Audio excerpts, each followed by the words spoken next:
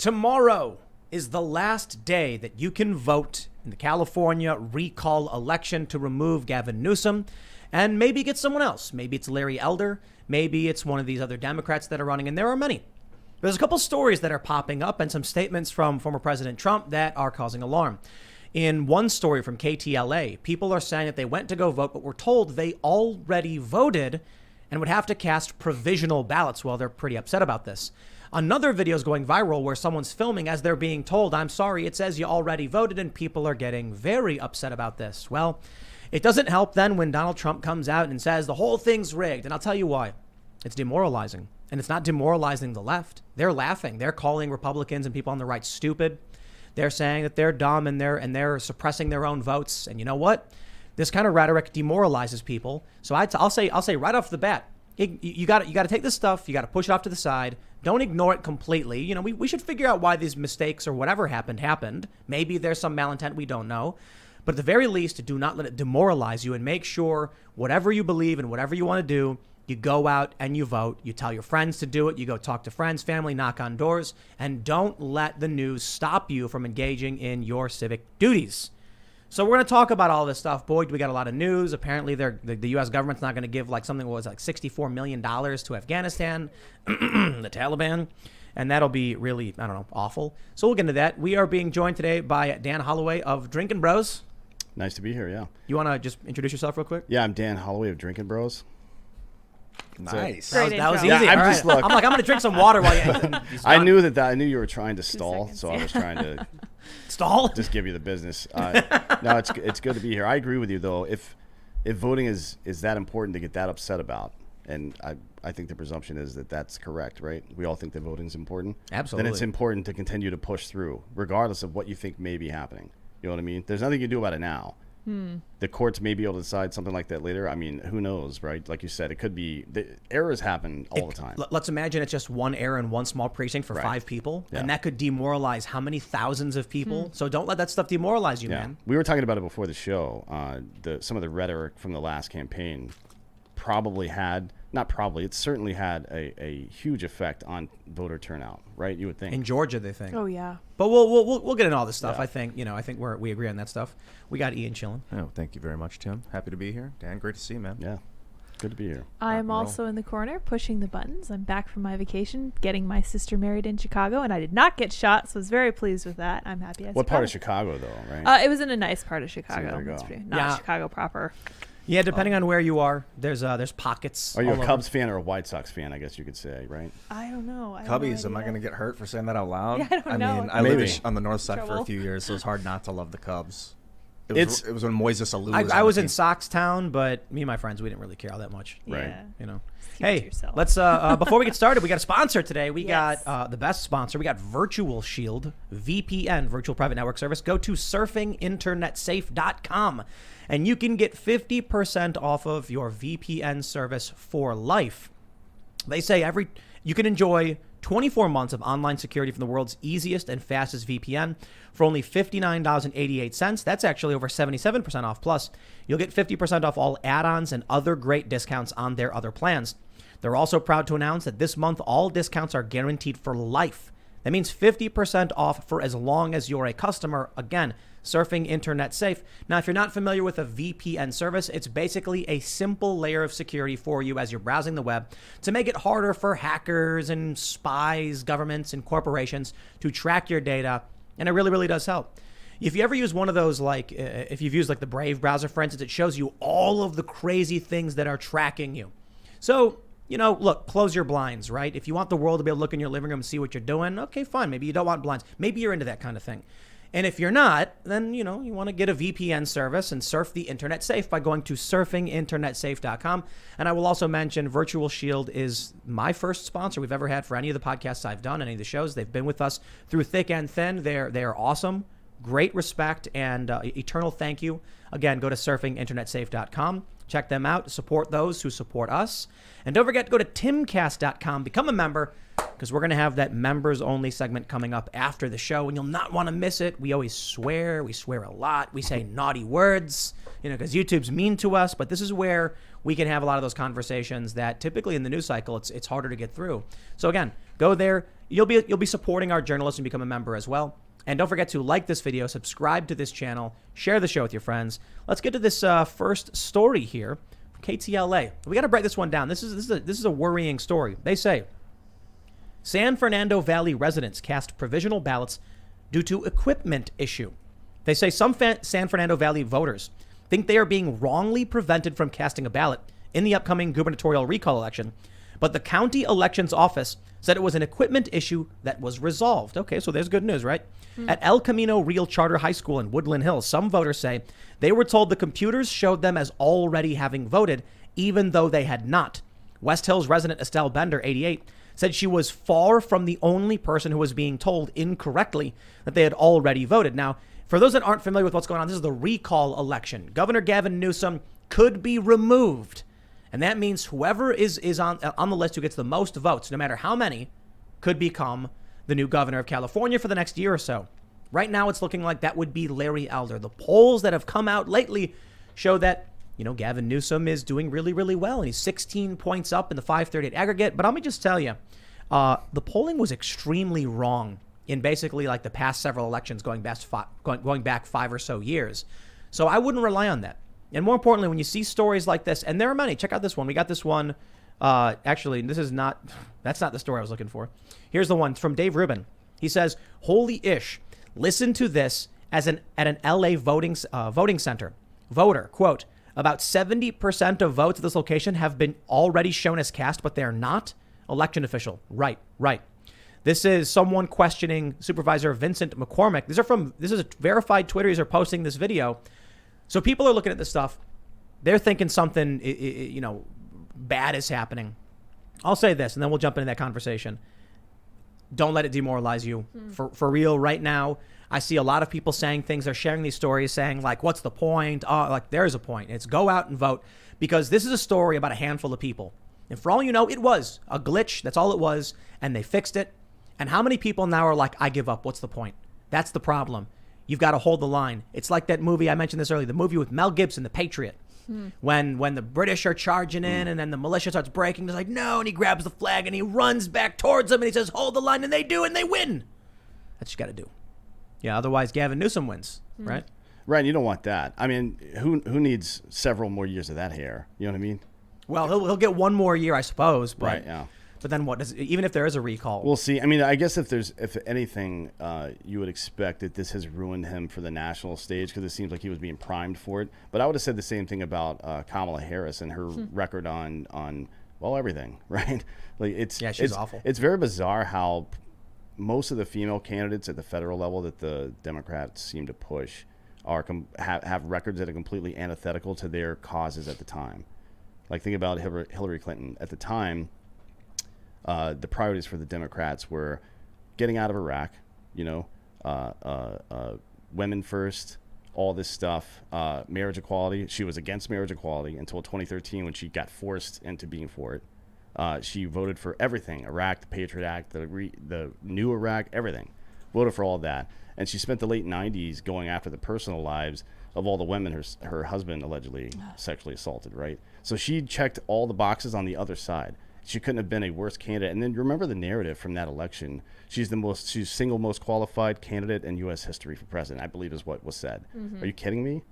Like, she doesn't believe any of the things that you believe, and you're putting her forward. It just shows you how completely morally bankrupt all this stuff really is. YouTube's giving us the business. Yeah, it is. Trying to fix it. Yeah, YouTube. Yeah. On, I thought Eisenhower was the best, one of the best presidents anyway. Recently. What about him? Recently. Yeah, for sure. He was a military commander, so he knew what he was doing with war. He didn't interstate highway system. He built the interstate. Yep. He oversaw the that. GI Bill, the VA home loan that built the middle class in the United States. He's responsible for a lot of stuff. Right. I like that. Good guy. president. Yep. This Gavin Newsom guy's a little awkward. The gel in his hair. He's he's a caricature of all the things doll. people hate about politicians. And you know what I mean? California. Like, if you're trying to sneak in and be the new guy on the block and be a professional politician, you at least have to. If you're a wolf, you better put the sheep's clothes on. If you show up dressed like a wolf, it's like, oh, this guy's he's a wolf. Yeah, but it's working for him. That's the shocking part. Yeah, Gavin Newsom looks like there's a movie where there's a villain, a politician who's the villain. Yeah. But he's not like the main bad guy. He's like, the secret supervillain has bought a politician, and Gavin Newsom would play the generic politician, sellout corporate, corrupt criminal. That's what he looks like. Yeah. But that's kind of, look, you see the problems California's facing, and you have to wonder what it is the guy does. I know that he puts in absurd COVID restrictions and then violates them. And I know that the state has been in, shambles for some time now, and he's not doing anything about it. He's been really supportive of the movement towards lawlessness there as well. I mean, we were talking about it earlier about how Soros has been financially invested in all of these attorney general and judge races across the country over the past 6 years or so. And all of a sudden, he just dumps $1 million in Newsom's recall campaign. That's kind of bizarre, right? Did he? I mean, then you have Gascon and the DA in LA that are. I think they're going to start paying people to not shoot other people, right? Yes. You guys have probably talked about that. Was that in LA? No, what is that was in San Fran, wasn't it? Oh, No. is that Portland or San Francisco or somewhere else? It's in California. It is in California. Can't keep Yeah, up. they decided. You know what? How about boy. But the funny thing is, like, how do you pay someone not to shoot someone? How does that? How do you? So- How so can you pay tell? me? I didn't do it. I'm never going to shoot someone. what their plan is, they're going to identify people who are likely to like commit crimes or Right. whatever. So what does that mean? They're going to go up to somebody and be like, "We've determined that you are probably a low-life degenerate who would shoot someone, so we're going to give you money right now and hope you don't." Like, how do you feel about that as a criminal? Are you like, all right, cool, I'm going to play the grift and get the money? But they were talking about $300. That's a couple of transactions if you're a drug dealer, right? That's nothing. I mean, and they said Not if you get a much, job yeah. too, it's $500. Don't shoot someone and you'll get $500. This is this is real. Yes. I got a job and didn't shoot someone, and all I got was this $500. That's what I the know, shirt right? says. I don't know. It seems little. Ridiculous. The heck? That's very bizarre. San Francisco. Yeah, San Francisco. Yeah, Well, so, they're also paying people $85,000 a year to pick up human excrement off the ground. So You know what's really funny? Here's the way I describe that to people. I'm like, so you live in a city, right? Where you live in a city, sir? Yes. You have a fire department. yeah, yep. You have a police department. Yep. You have a EMS. Yep. Do you have a poop department? I mean, there's a Department of Sanitation, I think, that No. processes Do you have water. a poop no, department? No. San Francisco literally has a poop Oh department. yeah. It's I mean, not, what it's are not a the joke. what are the uniforms like? Recall this guy. I mean, come on. I'm curious. You know, in a way, I got to say, I don't know if I can blame the governor. I don't know if I can blame the leaders of overseeing the ship as it's sinking, because we've been on this course since 1913, if not before that. But we basically built a Ponzi scheme, and now we're seeing it shatter. And I don't care who is in charge of that. If they're going to try and pilot that, it's going to shatter. And so it's like no reason to pariah these dudes. Why 1913? Federal Reserve was formed. Right, but you really think that was the end? And Yeah, tell it was me the why. coercion of the American government by the theocrat, by I agree with him. by the fascists, by the whatever you want to call corporatists, them. Yeah. Like, have you ever seen? We were talking about it earlier. Have you ever seen that Canadian sci-fi series Continuum? You should watch it. Basically, they have like a corporate congress. So Ooh. yeah, and it's set in like it's set in like the early 21st century in Seattle, I believe, but they're all Canadians. And corporations fund the government more or less, and so they have a say in what happens and what doesn't happen, right? And obviously in the future it's a dystopian nightmare. But I feel like right now the ability of anyone, regardless if it's a corporate interest or the government, to control what information is and isn't available, right? Especially these days when it's so easy to spin a piece of information, that is more powerful than any weapon you could ever dream of. Right? It's fourth and fifth generational warfare. You know what's been going through my head recently is, should I respond to that guy?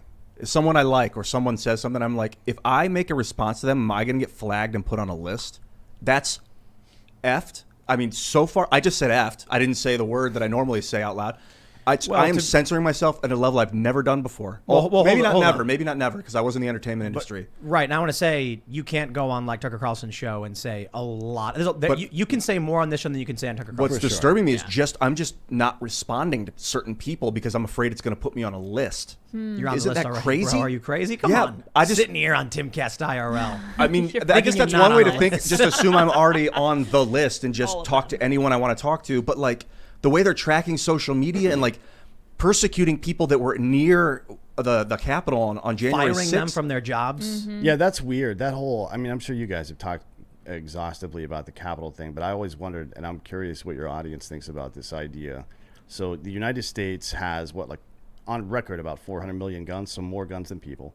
And so it's the most armed population on earth, and then the most armed subsection of that population, what they consider to be the far right, shows up to overthrow the government, and they left all their guns at home. Yeah, that seems plausible, right? Respecting the law. Are you kidding me? Respecting the local laws of that government.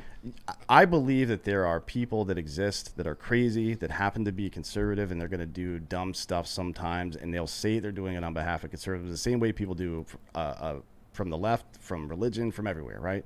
Always. That will always exist. And I'll believe it exists if you provide me evidence to that effect in a certain circumstance. But when you tell me that 300 or 400 people show up out of a mass of 1.3 million people, and they showed up to overthrow the government and forgot all their weapons, I don't believe you. The FBI this is said America. The FBI said it. That's not true. There was no of course coordinated there effort. wasn't. They were mad because the way they thought the election was going with the voting, right. so they wanted to show power. They wanted to feel like they had some sort of power. Right. Ian, why don't you put in file a FOIA request for your name and see what comes up?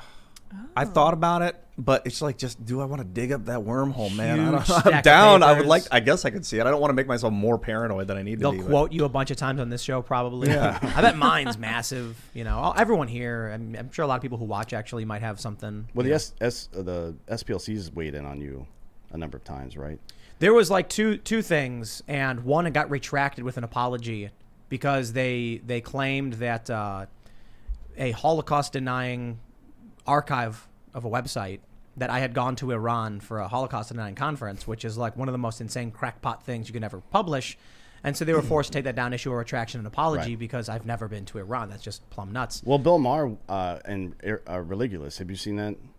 Looks like a documentary. Religulous? Religulous, yeah. Yeah. So he went to this area and visited with a Jewish rabbi who is a Holocaust denier.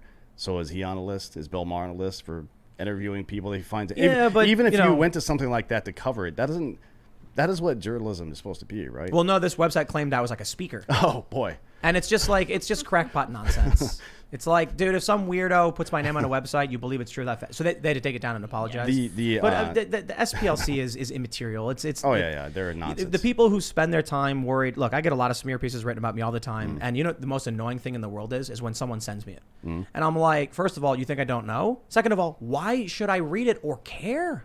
Literally, it's not affecting me in any way. There's zero impact on my business. It's just a waste of time from whiny, stupid babies who I don't care about. It is. Your time is certainly better spent doing other things.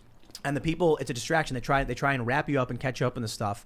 And you know what? To segue right back into what we're talking about, it's demoralizing. It is, yeah. If you spend all your day looking at the people saying mean things about you, it's distracting you from doing good work. They're snaring you in that trap. Ignore it. I would say getting involved in these in the weeds conversations about what is and isn't. We were talking about this earlier. People are spending a lot of time debating what communism and socialism and fascism is. Why don't we just call it what it is? It's authoritarianism. It doesn't matter where it comes from. If your house is on fire, you're not sitting there I wonder how my house caught on fire. No, you're grabbing buckets of water and trying to put the fire out, man. And it's going to take a collective effort to do that. And I understand that tempers run hot and all this stuff, and people are afraid. I want to let's talk about this story in California. We'll talk about why people are upset. So this was something I saw retweeted, and it's this guy telling a story. I don't know if this story is true or not. It's just Twitter, but let's check it out. He said, because I think it's interesting. He says, last week, literally on the day my new wife and I came home to SF after our wedding, an intoxicated man confronted us on our doorstep, blocked the way out of our home, and threatened to stab me. Unfortunately, this isn't an unusual occurrence in our city, and my experience is no more special than anyone else's. So this isn't a thread about the incident itself. For what it's worth, we live in what is typically considered a safe neighborhood. Instead, I wanted to share what I learned today about what crimes are and aren't reported in San Francisco. It was eye-opening for me, and I hope it will be for you. Before anything, let me say that thankfully no one was hurt. SFPD arrived quickly on the scene, engaged the attacker in a calm and safe manner. Afterward, one of the officers asked me if I'd like to press charges. Being relatively unfamiliar with this process, I asked him to in turn what he advised, to which he replied that he was prohibited from influencing members of the public on such decisions. This is a sensible prohibition, as one can imagine. He says, if I didn't press charges, the police would issue a warning to the attacker. And in almost all cases, that's enough to scare offenders of this sort away. If I did press charges, I'd have to provide a statement, fill out a good amount of paperwork, and then show up on the day the attacker is summoned to court. If he appeared, not guaranteed, the sentence would probably be a slap on the wrist. As someone involved with the campaign to recall District Attorney Bowden, I was thus faced with a dilemma. On one hand, I think it's our civic duty to report crimes. Doing so is a bulwark against sophistry employed by Bowden and his supporters, claiming that crime in SF is down. On the other hand, if I did press charges, Bowden's stats would show him as having filed charges in this incident, or his more favored stat, having taken action, despite the end result being the same as if no arrest were made. A dangerous man free on the streets. The other complication I faced was that my sister was with us, visiting from abroad and in town for just one day. We were on our way out to visit a museum and see the city. Did I want to spend the limited time she had with us filling out forms? So I decided not to press charges. If I had to do it all over again, maybe I would have done otherwise, but in the moment, I had to prioritize rapidly. What's the upshot of all this? I've previously posted about how crime is trending up in San Francisco and how Bowden's attempts to claim that crime is down rely on a misleading representation of aggregate numbers. And so he goes on, and you get the gist of what the story is and why I wanted to get into it. We were mentioning George Soros-funded DAs, the breakdown. I could be wrong. Isn't Chesa Bowden one of these DAs? He was funded by. He received some contributions from. But there were like 275 judges and DAs across the country. It wasn't just in, right. Of course, it wasn't even just in blue states. It was everywhere. So, to bring it back to the context of Gavin Newsom's recall, we mentioned the Poo Patrol in San Francisco. So there's literally a department in San Francisco that their whole job is just literally going around cleaning up human waste off the streets. I can't blame Gavin Newsom directly for that. He's the governor. He's not a mayor. He's not dealing with the nitty gritty local stuff. Well, he was the mayor of San Francisco. Well, there you go. I was going to say right now, but yes. Yeah. And your current vice president was the district attorney of San Francisco as well. I just want to make it clear, because when I'm like, recall him, people are going to be like, he's not even the mayor of San Francisco. And it's like, right, well, hold on. Right. I'm getting to the point is that all of these people are part of the same party that coordinates locally, statewide, nationally. You have national level Democrats coming in supporting policies like they were trying to repeal the Civil Rights Act in their constitution. Right. And you had national level Democrats from other areas coming in and supporting this. Absolutely insane. And now you have Gavin Newsom, which represents the fractured and broken power structure that is California, that results in things like this. So you think he's an effigy then, and not necessarily individualistically to blame? He's just an effigy of what's wrong, and removing him is somehow symbolic? Is that No. I think he's to blame for a lot of this stuff. Okay. I was just trying to clarify, like, if you come out right now and say, that Gavin Newsom should be recalled, look at the crime in San Francisco, the immediate reaction from the left is going to be like, he's the governor, he doesn't deal with local issues. Right now, I think that's fair to point out. And he's been in for what, like 3 years? Has it been? Yeah, that's right. Yeah.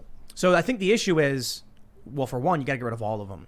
You got to get all these Democrats got to get voted out. Well, it's not just the politicians though. I mean, it's who do you think Joe Biden's running the White House right now? It's probably his chief of staff, right? No, That's I think it's him. decisions? I do think it's him. I struggle to believe that, because he can't string a sentence together. And that's the point. Yeah, when he's like, they're not going to let me answer any questions. Like, he's actually said that a couple times. Yeah, but I think it's him. And so here's what people assume. They assume there's someone, I assumed this for a while too, that someone's sitting there going like, okay, Joe, when you go up, you have to do this, you have to do that. And he's like, oh, okay. I don't think that's what's happening. What I think is happening is that Joe sitting in the room, he's at the table, oval table or whatever, with people sitting all around. Right. And then they're looking at him and he goes, we got Afghanistan. Get him out, Bagram, get him out. And then they go, you got it, boss. And they walk out and they evacuate Bagram and the whole place falls apart. And then by the way, finish your thought and I'll get into that. I think what ends up happening is you've got sycophants sitting around just waiting for their turn, hoping, Maybe. that there's no cohesive structure here. That's a big problem in the military as well. The reason you're seeing all these incompetent, ineffectual general officers is because of careerism. They're more interested in promoting their own career than they are giving feedback that might get them a negative response. That's what I'm being told from the for Pentagon sure. So these chiefs of staff are like, they don't want to get, or not these chiefs, but these joint chiefs or whatever, they don't want to get fired. They don't want to get demoted. Right. And Biden has the power to do that. It's beyond. Yeah, they serve at the pleasure of the president. He can remove and replace them whenever he wants. But it's beyond that. What happened with James Mattis, who was a darling of the American military for a while? I mean, service members loved this guy for a while. And then he was part of this, what was it? The 700 general officers and former intelligence people that wrote a letter against Donald Trump supporting Right, Joe yeah. Biden for the election. He was one of those guys that did that. And about a month afterwards, he got hired to the board of General Dynamics, right? You know what I mean? It's weird. So it's well beyond just the careerism. It's what that career turns into afterwards. Lloyd Austin worked for a company, right? And that company was bidding on a multi-billion-dollar contract, and the U.S. government had said that they're probably not going to get it. It doesn't look good for them. We're going to go with the other guy. And he becomes the Secretary of Defense, and I think about a month later, or 3 months later, that his former company gets that contract. This is weird. So it's not just, I get what you're saying about removing all these politicians, but that is the very top layer. Right. Of scum, if you want to call it. Well, that. yeah. So I would go into this and say we have a structural decay across the board. Correct. Yeah. When people are willing to vote for no reason other than tribe to earn points, or because they believe some garbage nonsense, right? Or in this instance, you've got, people aren't reporting crimes because what's the point?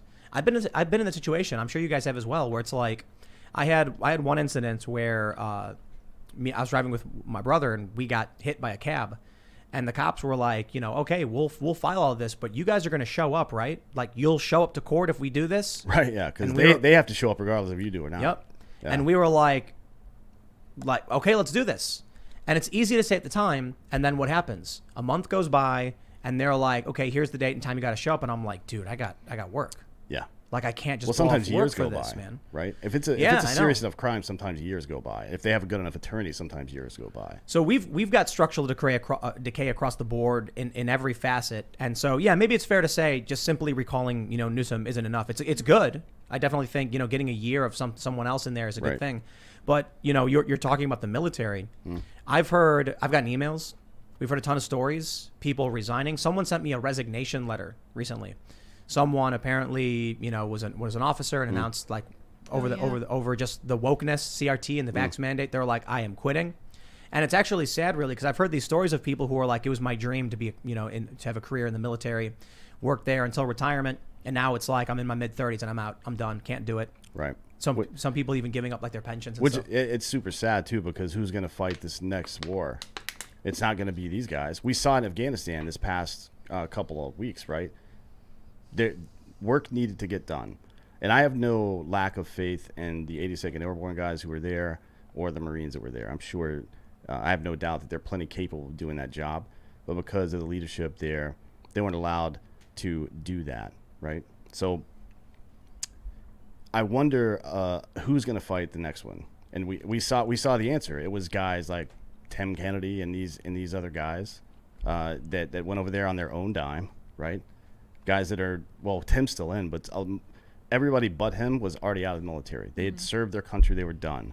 And they spent their own money to go back to conduct these operations, not to go kill people or blow things up. They went over there to save people, right? That's what the American warfighter does. They are, and it troubles me that the ranks of the U.S. service member have now been infected with this nonsense. Oh, yeah. Because I don't know, like you were talking about police earlier, I'm not sure how much you can trust the individual at this point. You know what I mean? It's getting bad. Like this female staff sergeant that posted a video, like, when people are coming door to door, it's going to be me and I'll shoot you or whatever. Like, First of all, you never held a gun in your life, and it's pretty obvious. But that's who they want. Though. This lieutenant colonel gets booted out of his position and then he resigns. This woman, I don't know what's happened to her. Have you heard any news about her? Nothing. That seems like somebody that should be immediately kicked out of the military. They want stormtroopers. Yeah. They don't want rational thinking individuals who are going to say, like, here's the Constitution, here's what my You got an officer that publicly said she was going to storm people's doors. She was a non-commissioned officer, staff sergeant, E6. Yeah. Oh, she didn't say she was going to. She said when it starts or whatever she said. I don't want to paraphrase too much, but she basically said the people going door to door, that's going to be me, and I will. That's terror. She was like, that's a form of terror. She was like, what do you think's going to happen when we're ordered to, point you down? It's going to be us, and we're going to do it, and stuff like that. Instead, what she says, you refuse the command. I firmly believe, and have believed for a very long time, that if ordered, most probably enlisted would do it, would absolutely shoot an American. No joke. People And I've are robots. Well, man. we've seen it before, right? Kent State. yeah. It's happened in our parents' lifetime. Yeah. 1970, May And- 4th. I went to Kent State for college. They fired on the crowd. The National Guard fired on the crowd, killed 4 college kids. Yep, one guy took a bullet through his hand. No, but so I've been around military people for a large portion of my life, and there's a lot of people who argue with me in chat or like an email and being like, you don't understand, soldiers, they'll do the right thing, they're not robots, and I'm like, They're not robots. It's the they're bystander effect, though, right? People. Psychology is infectious. Nothing is more infectious than psychology, and people in groups. It's the mob. We've been discussing the psychology of the mob for as long as human beings have been discussing psychology. The Stanford Prison Experiment, for example. You put people in hierarchical structures of power, and then mob rule takes over, and then you go to base instinct. That's what happens unless you're very well trained. But when it comes to the military, it's actually really simple to understand why this she says E6. You said she's right. They would do this. You know why? It's really, really simple. If Ian is running through the streets with a red bandana on or whatever, maybe he's jogging. That's Right. it. And then she's standing there and she gets an order like, that's the guy. He's the terrorist. Take him down. Take him down. Do you think she's going to be like, nah, I don't trust she you? shouldn't question that order. I mean, She's that's gonna the be weird like, thing about you the got it. military. You're like, if I question the order, are people going to die? I mean, we're talking about the Bourne Identity right now, right? Or I guess the third movie where he finally meets up with the old guy and he's like, Is that the Bourne Supremacy? I think, or the Bourne Redundancy, I think is what it's called. Yeah, right. I'm not, but it came down to like, you got to shoot this guy. Why? And the reason was they wanted to break the person, right? Your individualism is gone. You thinking is gone. You kill who we tell you to kill. And that's not how it works. That's not how we trained our people in the 82nd Airborne. We put ourselves at great risk on a relatively regular basis to not inflict harm on people unnecessarily, right? Can't say the same about Obama, right? The drone strike stuff killed a lot of innocent people. I think something like 30% of the people killed in those strikes were just standing there. One of the first things he did was bombing a village of women and children. I've heard numbers that collateral damage of drone strikes are like They started they enormously large, like 90%. rough, yeah. But they started just claiming that it's a military age male, they're an enemy combatant. That's right. Yeah. Anybody, a military age male, by the way, is a male 14 years old or older. Right. No, so I think people need to understand this when they just to reiterate to a certain extent. Think about yourself standing around with your friends, you hear a report like Antifa's coming in, they're armed, they got handguns. You see what just happened in Portland where they were shooting at the Proud Boys randomly, like this was like there was no reason. Okay, so they were retreating. The Proud Boys were walking forward and they had clubs and shields or whatever. Probably not a good idea. Regardless, this guy turns around with a gun and starts randomly just firing and hits one of the guys in the legs. Now imagine you hear that, and then all of a sudden you see a dude with what looks like a weapon, and he's wearing all black, and then he's running towards you, and they're like, that's him, stop him. Are you going to be like, hold on there a minute? It's not even just from your leadership. The panic can happen in those situations under any normal or any number of circumstances. So we're talking about the one of the founding moments of our republic here. The reason that John Adams ended up getting involved with the Continental Congress and the movement towards becoming America, right, and breaking off for the British Empire is because there were British soldiers in Boston and they were guarding some areas. There was a protest by the Sons of Liberty, which was run by his cousin Sam Adams, right? Not the beer guy, or maybe not he is. the beer No, guy. it's not Maybe the he beer is guy. the beer guy. I don't know. He was a politician, but Sam Adams is doing this thing. Somebody behind the British soldiers. Well, first of all, people are throwing heavy objects and hit one of the kids in the head, and then somebody behind them yelled fire. Yep. Right. Finally, through the trial, they figured it out. And John Adams represented the British people. Yeah. And he felt they got a good trial. They did. They got off. And then still the Crown sent over an edict saying all military court martials will now be tried back in England. So he's like, well, you don't even believe in our ability to self-govern. Right. Now I'm going to get involved. And he became the second president of the United States. So this stuff can happen in any kind of power vacuum. It doesn't matter if it's a leader doing it or if it's just the fog of war. You know what I mean? And imagine what the fog of war looks like in modern day when it's brother on brother. Right. You know what I mean? Yeah, I think it's important to realize that it's not evil when, a lot of people were criticizing this young woman over saying it. And, I didn't really want to do a big segment on that because I'm like, I don't know what the full context is. I don't know. It's like a 5-10 second clip or whatever. Who knows what she's talking about? It was jump cutty. And I'm like, it's not much I can add to that. You know, if there was like a 10-minute thing she was talking about, or there were other videos where she was explaining why this subject came up, maybe there'd be more to criticize. Right. But I think you need to realize you're surrounded by your buddies, people you know, people you trust, people who are there to protect you. And that's you. That's your group. You're not going to sit around and wait to find out when you're dealing with a conflict situation. I've been in conflict situations, and I don't sit back and be like, well, hold on, maybe this guy in the Antifa thing who was threatening us might not be Antifa. No, we leave. We get out. Right. Now, if you're there actively trying to suppress or prevent violence, and then you see someone, you're not just going to assume, well, let's just calmly talk to this guy. No, this is why whenever I've been arrested, like legit arrested by cops while covering things, I've always been released without being processed. Like charges never occur or anything like that. Because when I was in DC on J20 in 2017, when Trump was being inaugurated, they surrounded everybody. I got trapped in this group. It was a bunch of Antifa types. I stood off to the side. And I talked to the cops that were standing there with their batons out guarding everybody. I was like, hey, I just want to let you know I'm a journalist. And they were like, don't care. And I'm like, is there a supervisor? And then they were like, some guy behind him was like, I'll get a supervisor. And I told the supervisor, like, hey, I just want to let you know I'm a journalist. And he was like, doesn't matter. You're all under arrest. And I was like, just letting you know. When I was talking to the cop who was standing next to me because he's guarding this group, I'd be like, officer, I'm going to place my bag down and I'm going to be putting my shirt away and taking my phone out just so you know. And then he would like nod a little bit. And then I would unzip it slowly. I'd open it wide, pull out my phone, put my shirt in, because he doesn't know who I am. He's not going to sit here pretending he knows that I'm not Antifa or whatever or violent. Right. That's a good. That's pulling out a club from my bag. It's a very good point. Why not, in that scenario, just be for the person who might be on the threatened end of that exchange?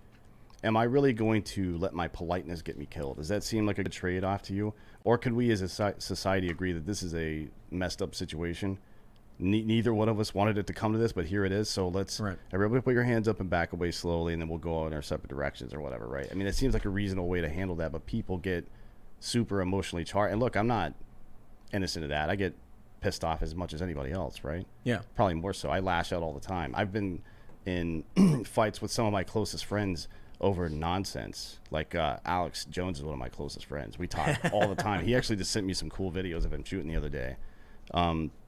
He went pretty hard after some of my buddies at Black Rifle. I thought he was out of line, and I said some things that I thought also were out of line. Like, and the funny thing is, a lot of people on the internet talk about it still. 2 days after that, we were sharing photos from respective lakes that we were at. You know what I mean? It wasn't ever really a rift between us, but it gets perceived like that, and it's unfortunate that it can come to that sometimes. And I think it's because things get so heated, we start to prioritize the wrong stuff. I think we need to understand that there's different bubbles within bubbles within bubbles, right? So we have the largest bubble of like America. Well, technically, I guess you have the largest bubble of the world. Then you have like America within the world. Right. Then you have the different regions, different states, different cities. Within that, there's different power structures, different authorities. You always have that trope of the cop investigating a murder, and the FBI guy walks in and he goes, "We're taking over." Yeah, and this is my jurisdiction. Yeah, the feds are involved. Like Willem Dafoe in Boondock Saints. Yeah. That's who the blank I am or whatever. Yeah. Excellent performance. Mm-hmm. But so when it comes to, communication breakdown, when you have things moving so quickly, it's ultimately going to be like the people around you is the paramount to be protected. And sometimes there's even friendly fire between different law enforcement divisions, or there's one funny story where like the DEA and the FBI like busted each other. Oh yeah, I saw that. Setting up like a drug sting. That's or something. so fun. I'm glad that happened. That's just I as a taxpayer, I don't love the fact that taxpayer money was wasted, but I guess if it was wasted on them with each other and not busting some poor guy that's just trying to get high, to be honest. Yeah. Leave him alone. Maybe. Well, let's talk about, so we I think we got to the point on that one, but what happens then when you take a confusing situation where you've got people who don't know what to do and you add in derelict leadership? Right. Check out this story. All right, you're going to love this. From Fox News, White House abruptly cuts feed of Biden mid-sentence as he asks question at wildfires briefing. Biden's White House has history of preventing public from hearing him on the cuff. This is not the first time that after a presentation or whatever, people start asking questions, and the feed just abruptly shuts off. No, it's happened numerous times. I mean, one time he actually made the decision to turn around and walk off stage. Yes, well, he does it all the time. It was after he was talking about the storm, and they were like, "What about Afghanistan?" He goes, "Nah, we're not doing that." And he just walked out. I mean, say what you want to about Trump. I mean, I'm one of these people that enjoyed Trump's policies for the most part. There's some things I didn't like about it, but the sometimes he just went a little. It's not even that he went too far. I understand why he talked the way he did. Yeah. But it's at some point you have to be like, all right, cool, man. I'm just going to get the message out there and then keep doing this good work. Because you know what nobody's talking about right now? It is the historically low unemployment and for black people in the country. During Trump, you mean? During Trump, yeah. Right. Nobody's talking Not right about, now. No, of course not, no. Nobody's talking about how the 5 major peace deals between Middle Eastern countries and Israel for the first time in history. Right? Nobody's talking about any of that stuff. All they're talking about is how he said X, Y, Z about the election and how he's behaved since then. Yep. I feel like if you're that right about stuff, and it's the results of his foreign domestic economic policies were pretty good. If you're that right about stuff in principle, I think you have some responsibility to behave a certain way to continue getting it done. But I do understand that he was under. People like to do these whataboutisms and talk about who gets more heat than whom. I've never seen anybody get trashed more regularly than Donald Trump. Ever. In the history of American media. Data proves it. Yeah. I've never seen it. I mean, it's wild. The data tracking negative press for Trump, it was like 98% of stories were negative, and it was like 2 to 3 times as many stories than any of. Why is that? Was he a real threat to the power structure? Oh yeah, dude. Of course. You think he was? Look, you had Bernie Sanders and Donald Trump, the insurgent candidates, and Trump broke through. I don't know if any president can threaten the establishment anymore. Like Kennedy went down, man. He said, "I'm going to bust up the CIA," and then he died shortly after. Well, I mean, no one's done it since. Kennedy.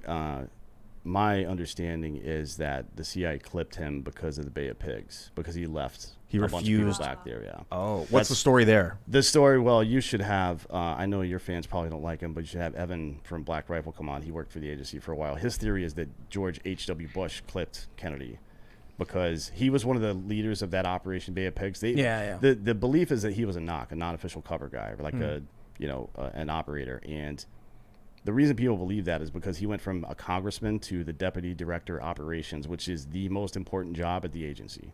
Like anything that happens there goes through that office. The challenge is with all that stuff though is how many assumptions you have to make at that point. Those aside, I used to think that I could get to the position of president and then fix it. I'd be like, I'll get in there, I'll get all the information, I'll finally fix it all so that we don't have to worry about this anymore.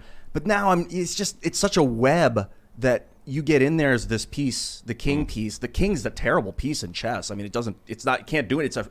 You got to guard it because it's pretty killed. bad. It's the worst piece. The pawn is the worst piece. Technically, well, it's arguable. Pawns can transform, but the king's pretty terrible. It just sits there in hiding and wait and protect. Look. To be honest, I mean, the president. The king can move one space in every direction. It's not bad. Okay, it's not, but a little off topic. The president doesn't have as much power as we may think. There is the queen. Who's the queen in our society right now? I don't know. Trump proved it. Trump tried to do so much, and he was blocked. He should have fired way more people. But it's not. I don't need to get into Trump, right? The problem we have right now is that people hated the guy so much because the media hated him so much, because the establishment hated him so much, that now we are at lack thereof when it comes to president, when it comes to leadership. Right. Joe Biden is here's the way I describe it. Donald Trump was anti-elected. The enthusiasm for Joe Biden was in the gutter. And all the Trump supporters were saying that was evidence that Trump's going to win. It's going to be a landslide. And Trump's enthusiasm was through the roof. Yeah. But enthusiasm against Trump was through the roof, rivaling enthusiasm for him. And so people just voted for a jabbering, unwell man. Senile. Who with vascular dementia. Let's be real. Right? He's got vascular dementia. And he would call a lid. Yep. And now they won't even let him speak. He tries to answer questions, and he goes, I know I'm going to get in trouble if I do this. Remember when he was calling on the press, and then one of the journalists, I think it was from PBS, asked a question, and he goes, I thought the question was supposed to, anyway. Like he knew in advance what he was going to be asked. And then sometimes he's like, I'm not supposed to call on you, but what do you have to say? Yeah, right. Like you can tell like the old Joe Biden that's still rattling around there somewhere that likes a good scrap. You know what I mean? He's just like, all right, come on. Because that, again, say what you want about Trump, but he would stand up there and talk trash back and forth with the media all day if they would let him. Yeah, with Jim Acosta. Like, he would just sit there, and that would be the presidency. It would be 4 years of him versus Jim Acosta. What kind of uppers do you think they got Joe Biden on so that he can do these events? It's got to be like B12 and Adderall, right? Just It's got modafinil. Mainlining that stuff into his body. There's no way he goes from this like hunched over guy that looks like he should be in an old rickety FDR era wheelchair with a shawl in his lap. That's what I keep saying. To a guy who's like alert and bright, but he's a little too alert and he's giddy about being alert, like, you know what I mean? They've been mainlining modafinil, and then like his doctor's like, he's talking to Kamala, we can't keep pushing him like this. Yeah. His blood is 20% modafinil. I saw a good It's only keeping him away for 3 hours at this point. I saw a good meme today. It was like, Kamala, you have to stop answering the phone. Did he die yet? Oh, jeez. It's a little dark. It's but very disturbing that we have this guy in charge of the military right now. Bro, it's This like the Crypt Afghanistan Keeper. surrender. I'm far less concerned about him being in charge of the military as I am Milley and Lloyd Austin. To be Really? honest. Yeah. These guys Yep. are human garbage. Why Both of them. Why is that? But here's why. Let's go back to this. You mentioned Bagram earlier. A private, the lowest rank in the U.S. military in the 82nd Airborne, which is who deployed over there, along with the Marine Corps, would know that what they did strategically makes no sense. Right. Removing the thing that is unique about the United States military, aside, we have a great Navy, we have nuclear capabilities, we have very well trained operators and soldiers and Marines and such, but our air superiority is where we really dominate. It doesn't matter who attacks us. Even China at their advanced level right now could not compete with us in air superiority. We removed our number one piece. We removed our queen off the board in Bagram. And then what? We had to redeploy. I mean, the people that from the 82nd that went there, they're part of what's called the DRF-1, the Division Ready Force. They're on standby to deploy at any time within 18 hours. And that's not a game plan. That's the backup. That's the break in case of emergency situation. You don't do that. So when they went there, and then they just sat inside of the base waiting for something to happen. Also not what you do. The 82nd Airborne goes in and secures the airfield. And then typically Rangers and sometimes Marines maybe, Rangers go push out, create standoff, and then something like JSOC will conduct operations in the area, right? That's how that works. And I know Milley knows this because he was in Panama where we did exactly that, right? It was in 1989. Like, he knows all this stuff. So the fact that these plans that Biden had, and this is why, by the way, excuse me, this is why the Armed Services Committee has now requested, or demanded rather, that Lloyd Austin give them his plan, right, for the Afghan extraction. Like, what the hell was this? Yeah. This doesn't make any sense. Have you ever seen Congress demand a plan from a military commander before because it didn't make sense?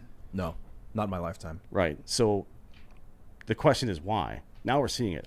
Dakota Meyer and I were talking about this on our show, and we said it in the mainstream media a couple places, and people were like, no, that's not happening. And one lady in particular tried to go after us about it. Our idea was this, and it's not an idea, it's stuff we heard from people, but the idea is that the reason that Biden was so sure when he said, we're going to get all our people out, the reason that he had this stupid plan in the first place, the reason that he gave up a list of American citizens to the Taliban is exactly what you saw yesterday. So we predicted that this past weekend going into this week, you would see airlifts of U.S. citizens coming out of Afghanistan, and you would see pallets of cash going in. So Saturday and Sunday, 2 planes full of American citizens leave. Today, it's announced $64 billion is going back to Afghanistan. Are we going to pretend like that's not the Taliban? Like we did just give them $64 billion more dollars on top of the 88? This was always assumed to be the outcome with the current leadership. Of course. Lack thereof when it comes to leadership. But the problem for me is, I get all the politics and stuff like that, but how did that military plan go all the way up the chain of command and then all the way back down to the people who executed the plan without anybody ever saying anything? It's $1 million. It's 64 million. I just 64 million. double-checked it, Excuse me. Sorry. Yeah. How did it go up and down the chain without? That's a good question. It's internal rot. You know, look, man, we had that professor earlier. The story came out where she said 9/11 was an attack on heteropatriarchal, capitalism or whatever. Yeah. Syracuse professor. You've got absolute systemic institutional decay. And we talk about how the left dominates institutions, but I'm sorry. What I really see happening is just There's interested groups knocking down the United States, period. Think about it this way. There are people right now cheering for Joe Biden's illegal mandate that bypasses the legislative branch. He's already attempted to bypass the legislative and the judicial with his eviction moratorium. And you have people cheering for it. That's basically like the U.S. system of governance has been corrupted and is breaking apart, and they're celebrating. Glad it's happening. I mean, the only way this could be more perfect is if instead of Biden, it was Joe Lieberman, right? Because he looked like Emperor Palpatine. Do you remember that guy? Does everybody remember he Lieberman ran for from president? Connecticut? Yeah, he was from Connecticut, I think. 2008? Did he run? I believe it was 2000 or 2004. He was in the primaries. I remember that guy. Yeah, he looked like Palpatine. But that's what's happening here. It's very bizarre, and I guess it always kind of happens that way. Where, I mean, it's the only time that authoritarian movements are ever actually effective is when you convince the population that it's for their own good first, right? And that they accept it. But I think what we're seeing now is that people don't care about what is right, what is wrong. They just want to feel good, and so they want to do whatever the tribe tells them to do. Right. And so that's why you have the social currency. Yeah. Like, I think one of the like the best examples of this is Cameron Kasky, because I've interacted with him, and maybe it's unfair only because I haven't interacted with other more bad faith actors. But he tweets a whole lot of stuff. He's one of the Parkland kids. He tweets a whole bunch of stuff out about getting vaccinated and vaccine mandates. And then when I reply in good faith, it's all just garbage nonsense games to him. You know, he tweets garbage nonsense. He doesn't respond. So he's really interested in inflaming tensions and causing strife. And then when you try and like, I politely DM'd the guy and been like, hey, you know, just wanted to flag this for you. And he's like, I don't care. He's like, I'm not going to engage with you on this stuff. Right. Literally don't care. And then starts insulting and screen grabbing and insulting my followers. And I'm like, I thought this dude was more interested in actually accomplishing something. But you can see, I think one of the big problems we have with this country right now is there are young people on the left who are 100% demoralized. 100%. Right. So they grew up, these younger people grew up at a time with an economic collapse, parents who are probably struggling, that they themselves unable to find work, deciding to go to college, now have massive debt. Once again, we get into another crisis, and they're like, why should I care about the world? Let it burn for all I care. And that's what they do. They go on Twitter, they start Twitter fights, and they don't care about solutions. They just want pain. They want it to burn. And the three of us have acknowledged that we like to troll, or that like I was a big internet troll from like 2009 to 2016, and I realized how much damage I was doing. Seemed subtle. I was getting a good laugh out of it, but I think it was really messing people up. Yeah, I mean that's certainly there's something fun about trolling because you need irony, right? Fundamentalism lacks irony. That's their problem. Like the idea that you can the verboten thing, like comedy and the arts are important. But to knock these I'm people not down a peg. I'm not talking about trolling. You know, look, being sarcastic, silly, and posting on Twitter in ways that are trying to make a point. Oh no, this kid you're talking about is just a knucklehead. He doesn't. He's only with hundreds trying. of thousands of followers. He's only trying to make a point. He doesn't care about the cause. He's not trying to make a point. No. He's not. That the point is, he's not trying to make a point. He's trying to start make fights a scene, right? To make, right. So the way I see it is, I mean, I guess I can understand it to a certain extent. You know, they grew up in a world that was on fire, and the system is corrupt and broken, and so they're just like, why should I bother with it? It's like there's nothing to look forward to when you're born into the decaying system, and so all they do is add to the fire. Hope, yeah. I mean, what's the quote from the Matrix? Hope is the quintessential human emotion, both the source of our greatest strength and weakness, or something like that. I mean, certainly, if you imagine Mel Gibson in The Patriot with his weird haircut and his tricorner hat coming over the hill, waving the flag and telling people to charge, who is that in American society right now? Who isn't just sitting around bitching and crying about the state of things? Who's saying, you know what, guys, we can actually do this? Like, the only reason any of these politicians have any power is because we allow that to happen. Yep. You're telling me that 535 people plus the president and his staff in Washington are overpowering 350 million people? That is physically impossible. But people are, unfortunately, we're a nation of cowards. And absolutely. Well, I don't know if we're a nation of cowards. I think. No. What I mean, I'm not calling everyone in this country cowards. No, I understand what you mean. I think we have a large quantity of cowards in this country. There's a George Bernard Shaw quote, and it's liberty means responsibility. That's why most men dread it. Yep. Right? And I think it's like when you we do it for social reasons too. You walk by someone and they trip a little bit and you divert your eyes because you don't want to get involved in that. I don't want to feel a collective shame because something just happened or whatever. And if you look at a piece of garbage on the ground and then you look back up and keep walking. Shopping cart test. You know the shopping cart test? Yeah. Where you leave it out, or who puts it away in the. You can tell, like, I guess I'll be a little bit more grandiose. You can tell the strength of the community by how many shopping carts are strewn about the supermarket parking lot. That's kind of like broken window theory, right? I mean, I guess in the inverse of that. For those that aren't familiar, it's basically returning a shopping cart to the corral takes very little time, if any. It doesn't reward you with anything. It's just the right thing to do. Correct. You can also run and jump on it and ride it. It's fun. Oh, there you go. But you'll notice you go to some places and there's shopping carts just piled up all over the place because people go to their cars, push it to the side and say, I don't care. It'd take you only 10 seconds to do the right thing. Same thing with littering. So I hate, that's one of my pet peeves is when people litter.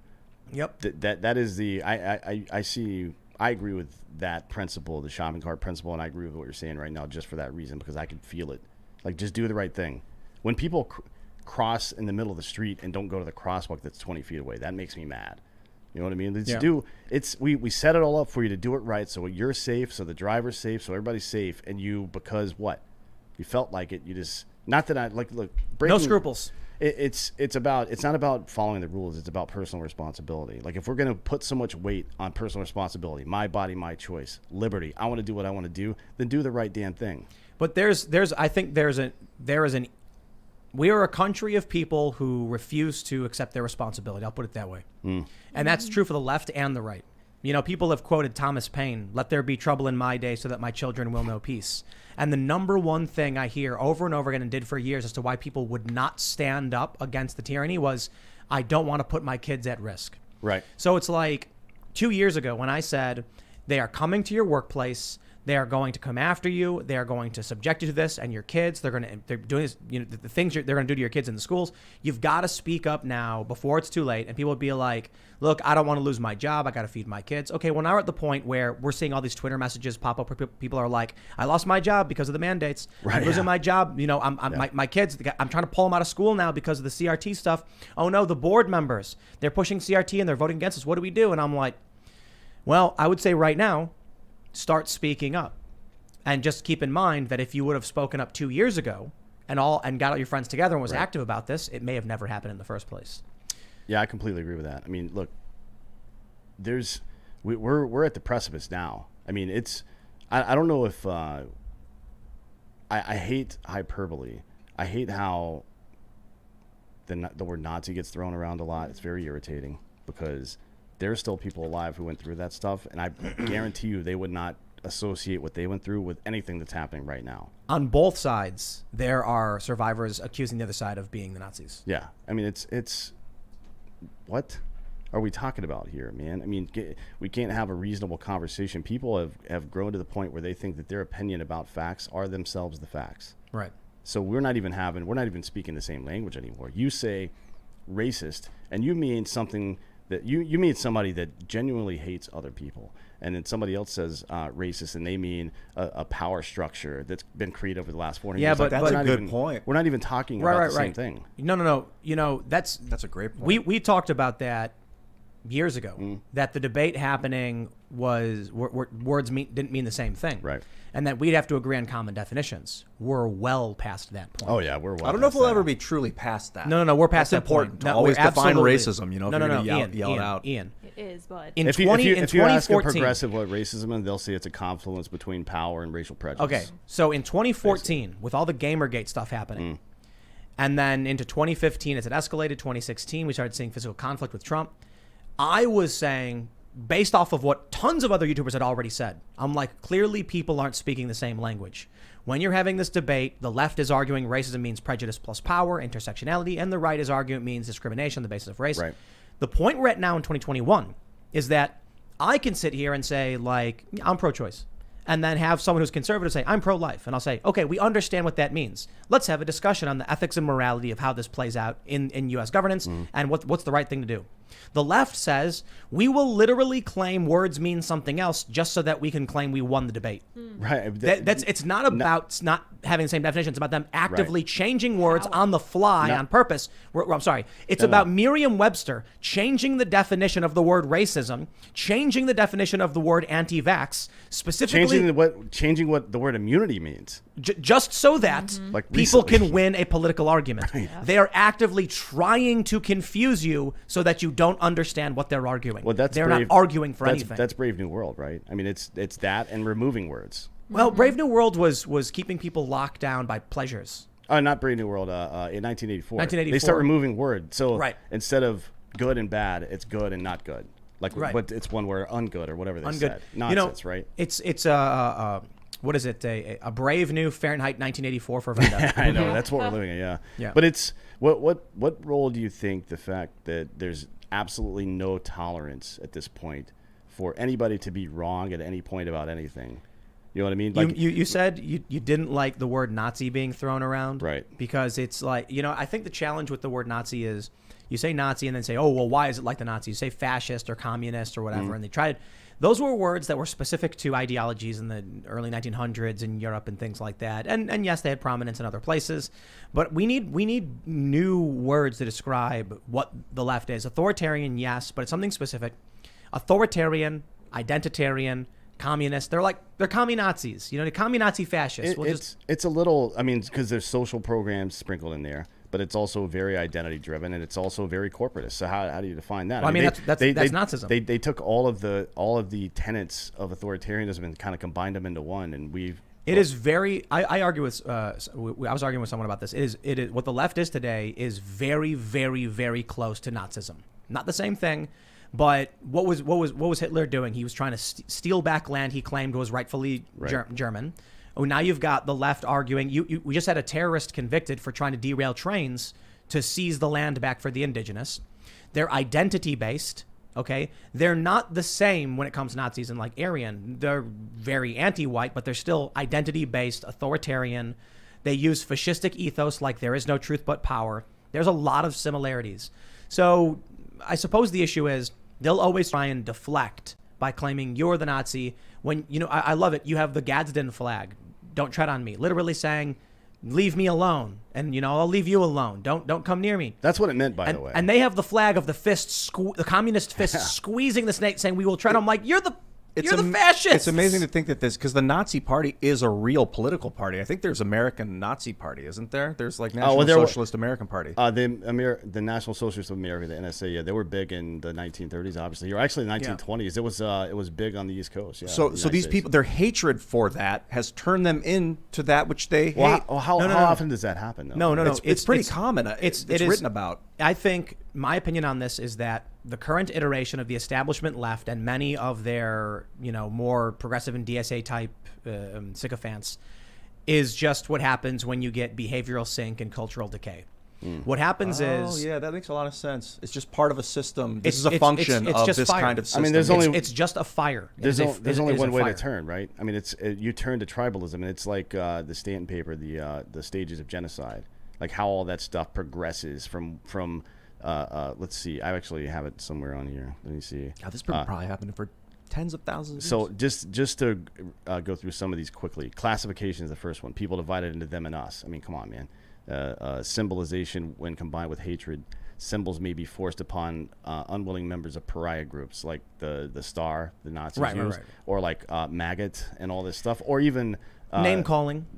Yeah, we're not going to get into that because I don't want to get you flagged here. But discrimination happens, which is the what is it? What are we? People already being fired. We're referring to it now as the pandemic of the unvaccinated, even though there's no scientific basis for any of that nonsense, right? It's Kamala Harris said in a tweet recently, I think it was today, we must protect the vaccinated, and I'm like, but they're vaccinated. Right, I don't understand what that means. So if protect the vaccinated from whom? They're vaccinated, so they're not talking about protect them from COVID, clearly. So I don't know what it means. But I think she did mean COVID, which is silly. If she did, then she doesn't know. No, you can't assume that. But what the heck else that's the issue that you got to watch out for with con artists. Con artists use something called assumptive language, so they can say a thing to make you believe something without actually ever having lied. But if you challenge them on it, they're like, well, I don't know. right? I mean, Oh, then they don't always think about backpedal when they do. People don't. The next one after that is dehumanization, like, I don't know, deplorable. Right. Right. That was just what an incredibly stupid thing to say. Actually, somebody, it wasn't Rolling Stone, maybe it was the Daily Beast. Somebody ran a story a week or two ago, and it said Hillary's biggest mistake was calling people deplorables, but was she right or something like that? Are you kidding me? Really? You're writing that right now? Are you trying to stoke conflict? I mean, obviously they are, but yeah, asking rhetorically. These things, these dystopian novels were not a guidebook. That was a warning. We went through the stages multiple times, and I think we've, like, in some instances, we stop at 2. There's like 10, right? 10 is like erasure of the genocide. 9 is genocide. Right. When it comes to the vaccine stuff, it's starting to feel like it's getting crazy because you have them saying plague rats. You have them saying, like, we must protect the vaccinated. It's very, like, they're literally classifying. They're literally talking about quarantine and things like that. And so it seems like that is the dangerous territory. But ultimately, what I was saying about what the modern iteration of the left is right now, I'm calling it fire. What I mean by that is an ignition started at some point, and there was no one willing to take responsibility to do anything to stop the fire, put it out. So it's been growing and growing. The bigger it grows, the harder it is to put it out. Eventually it becomes impossible to put out, and then it sweeps over everything. It is a chaotic and destructive force with no goals. The best example, one example I love using is the word Womixen. WOMXN. You ever hear this word? No. So there was an organization that said, we must respect all Womixen. And Womixen means the inclusive word for women. A bunch of feminists and leftists. Oh, I see. It's like Latinx, but with X. With an X, oh, right. my God. So they started getting attacked saying, why do you need a different word for women? Are you acting like trans women aren't women and need a different word to include them? Simultaneously, the word woman and Womixen were both the offensive and inoffensive versions. There was it was not possible for you to use the right word. Right. No matter what you use, someone would come after you for violating the tenets because there is no goal. There is no good. There is only we will destroy. Now let's do this. Let's jump over to our good friends in Australia and let me clap back at the Australian. I mean, it's getting wild over there. So Australia is in the process of building more camps, which they already have several of. These are camps with relocatable cabins, they say, for quarantining people who are, as they say, when they're coming from abroad, they need to be placed into this camp, into a bungalow, to be kept safe so that they can't infect people with COVID. Oh, be protected, I see. And they have to wait there. Now, I referred to this as a concentration camp. Why? Because the word concentration camp doesn't literally mean Nazi death camp. Right. And there is some, you are trying to evoke an emotion by saying concentration camp. I did not choose those words lightly. I'm literally trying to point out what's happening. The government of Australia has built camps. They are putting people in those camps. They are claiming it's for safety. This is step 1 in the 100-step process towards locking up people, sealing them in, and then letting them die. Will it get to that point? Maybe not. No idea.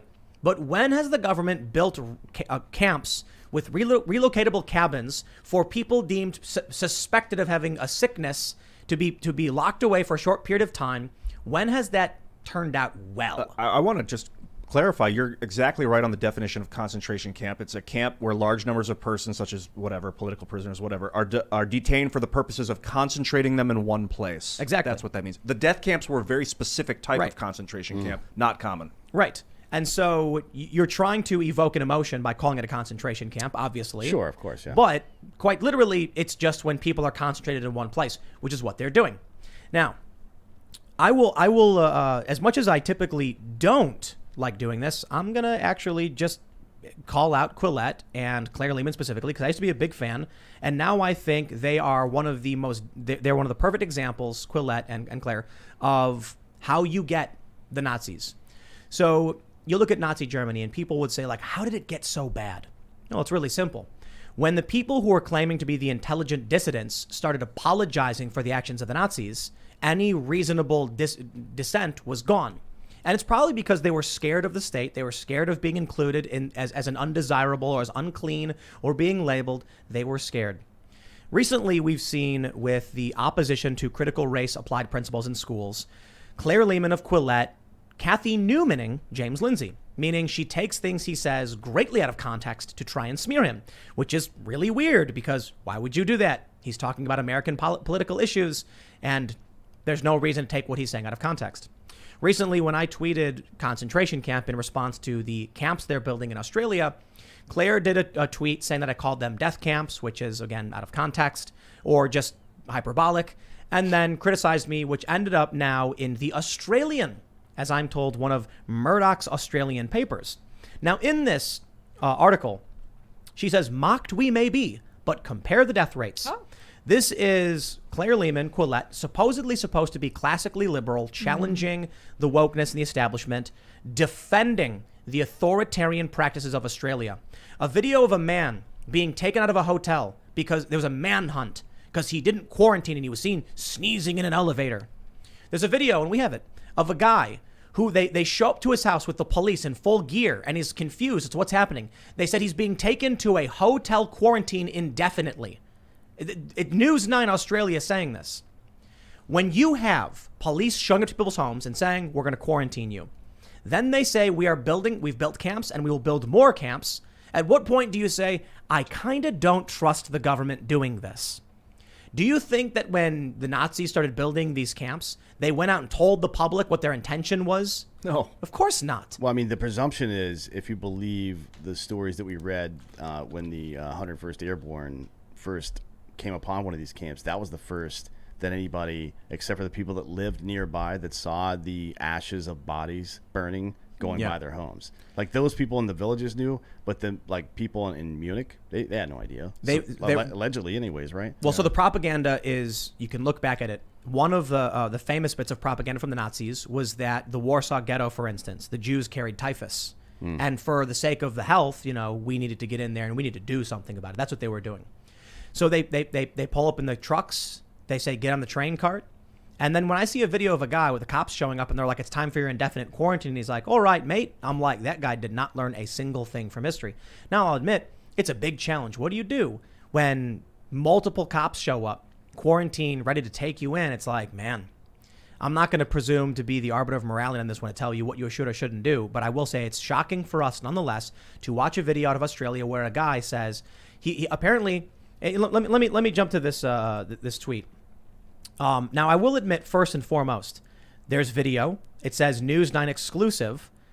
Nothing comes up. People have been searching for this guy's name because, like, the search algorithms show you people are searching for this guy's name, but nothing comes up from News 9. And I don't know the original source on this video. But this man says, you can see him, the cops show up to his house. They're wearing gear. He says he got a COVID test just for peace of mind. Never got alerted to what happened until one day the cops showed up saying he was positive and would be taken in for an indefinite quarantine. I don't know what happened to this guy or where he's ended up, but why would anyone look at that and say, that's fine, that's normal? Now, to throw it back to Quillette, what happened? So what Claire Lehman has written for The Australian, she briefly mentions me saying in the opening paragraph, the international media spotlight has been shining on Australia lately. And not in a good way. Last week, the left-leaning Atlantic magazine published an article that asked rhetorically if we were still a liberal democracy. No, Australia is not. That's me adding that in. She goes on to say, U.S. TV host Tucker Carlson told his audience of 3 million viewers Australia has descended into totalitarianism, which it has. And on social media, popular U.S. YouTube personality Tim Pool likened our quarantine facilities to concentration camps. They then show a statement from this guy, Josh Zepps, he's an Australian broadcaster or whatever. He says, repurposing outback mining accommodation into international arrival bungalows is not the same as running a concentration camp. Literally, by definition, it is. Concentration camps are bad because they brutalize political prisoners, not because they look ugly in aerial photos. This is what I said about the Kathy Newmaning. Now, to be fair, like I think we all know concentration camp evokes a kind of memory of what Nazi Germany was doing. But I use that phrase specifically not to imply that Australia has been rounding people up and beating them and executing them, though I do think people there are being mistreated, as we've seen in some of the videos. But just listen to what he's saying. Repurposing outback mining accommodation into international arrival bungalows. It's more than that. They're getting people from their houses as well. It's not just international. Now, hold on. That video, they say hotel quarantine. It seems like that was before they had the camp set up and they were putting people in hotels. But here's my point on that. Canada's doing that still, right? The hotel stuff, hotels, right? Yeah. So this guy is Look, they built camps. They literally built camps to concentrate people, right? We were just talking. It was a huge conspiracy theory, the FEMA camp thing, right? That would never happen in the West. That would never happen here. Like, it's literally happening right now. Well, so here's my point. This guy starts, tweeting. I love how absolutely pathetic Quillette has become. I mean that somewhat. I'm being sarcastic. It's sad. There was an event we did. I was at it in Milwaukee, and I met Claire, and I was excited. I'm like, Quillette does a great job. It's very rational, reasonable. It's anti-authoritarian. And now they are literally dropping to their knees and gagging on boot.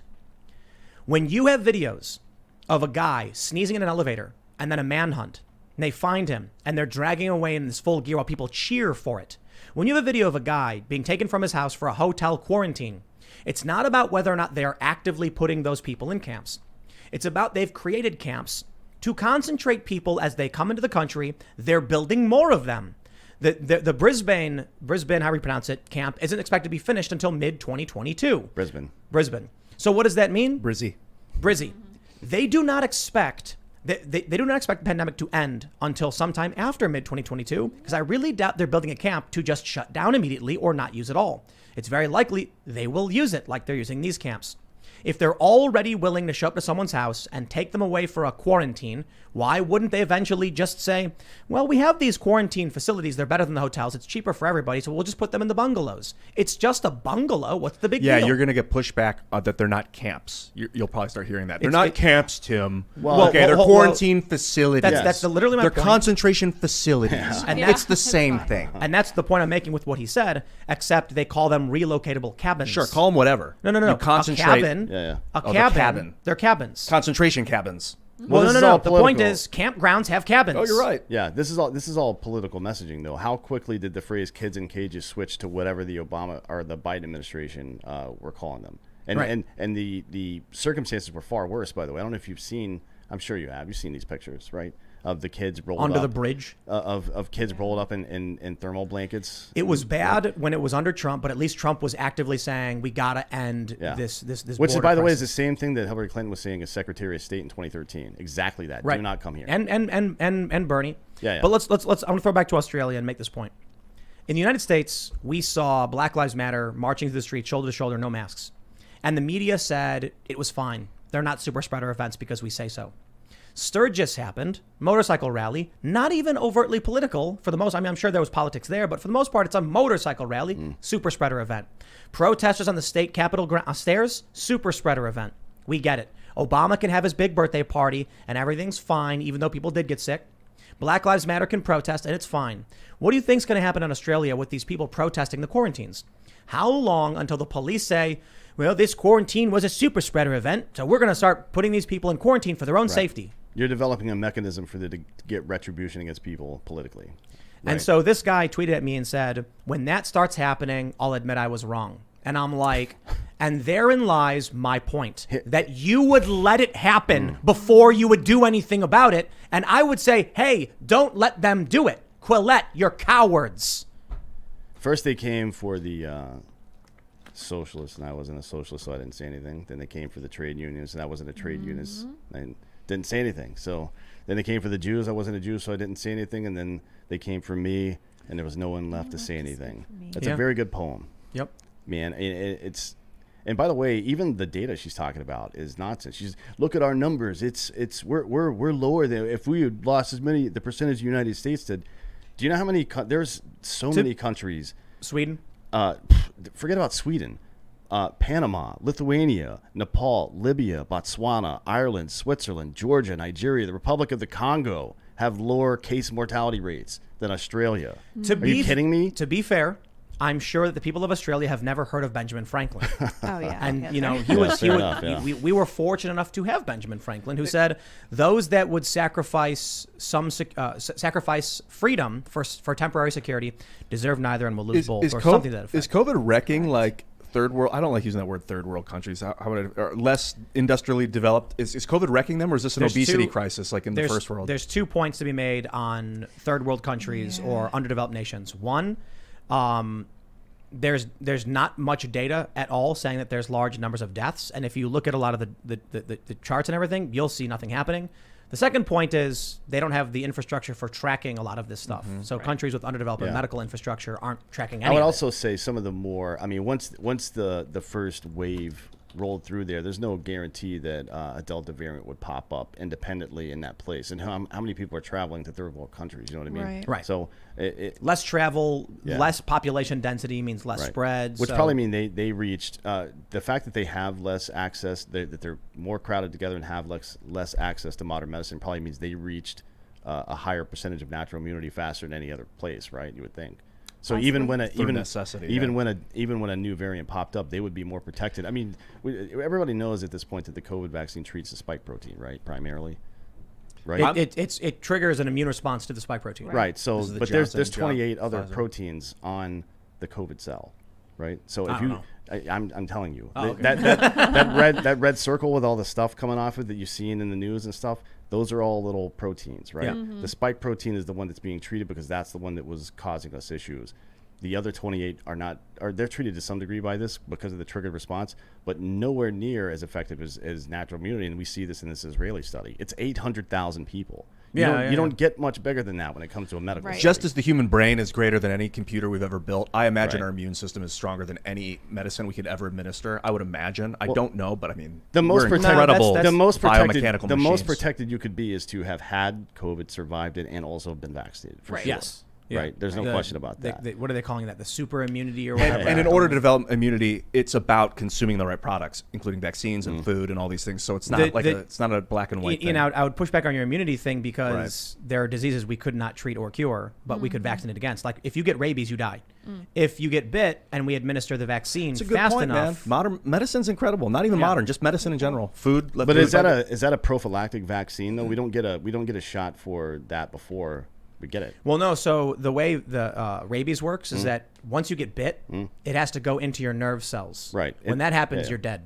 Right. So if you get bit and you get the vaccine, it prevents the infection. But into your that's not a central nervous prophylactic system. vaccine. Right? No, that's a regular vaccine. Yeah. So it's like And it's like 6 shots like every day, Horrible or not every day, like shots, yeah. it was like every week for like 6 weeks or something. Yeah. Wow. In your stomach but or it something. destroys rabies. It You prevents do. right, That's incredible. I've grown pretty weary of everybody comparing this to polio and measles and smallpox, which are very very serious and Of course they are. I mean, polio in children was about 2 to 5%, but the loss of loss of use of your limbs was pretty bad. When you reached adult age, it was somewhere between 15 and 30%. Measles somewhere between 10 and 15%. Smallpox 20%. These are nowhere close to 0.3%. Right? People that died or people that caught it. Mortality. Yeah, rate. yeah. Wow, Not 20%. so that look, that's bad. like It's apples and some fruit no one's ever heard of if you're a fan of Arrested Development. Yeah. I think it's fair to say Pawpaws or that something. well, pawpaws are great. like we have a whole bunch of pawpaws. Yeah, we do. So I didn't realize, I thought we only had a few, but we have this like wooded area as part of the property, and they're everywhere. You step on them, it's like, oh, you shake a tree and they just keep falling in the head. You're like, oh, there's too many of What them. the hell is this? I feel like I'm in a sci-fi novel or something. Right. What is it? Yeah, you ever see a Weird. pawpaw? You've seen a pawpaw before. Oh, yeah. Hillbilly They're banana. weird. Yeah. What were you just talking about? Well, We were talking about how Oh, I'm yeah, enjoying this so much. 0.3%. So here's what I was going to say. I think it's fair to point out that early on we were like, hey, it's novel, so it's going to spread rapidly because there's It's also going to mutate more quickly than we're used to, right? and the mortality is like, I think it's like what, double the flu or whatever. Right around there, yeah. And so I'm like, I think it's a good reason to be worried about this. It's not the same thing. Well, if you're under 40 and healthy, then there's not a reason for you to worry about yourself, but you do have some responsibility to the people who are over 40, right? Right. Yeah, we do bear some responsibility for those around us in some way. Now, I don't bear a whole lot of responsibility for somebody who's been stuffing sugar and fat down their throat for the last 25 years. Well, fat's okay. It's a sugar. But when they're problem. mixed, yeah. it's Yeah. really good. Fat and Yeah. sugar Fat together. Fat and is sugar trouble. together are not great, but yeah, I don't bear any responsibility for that, but I do understand, like with some of the, I don't like being told what to do, and I think if this was a serious enough problem, people wouldn't need to be. That's the issue with liberty, right?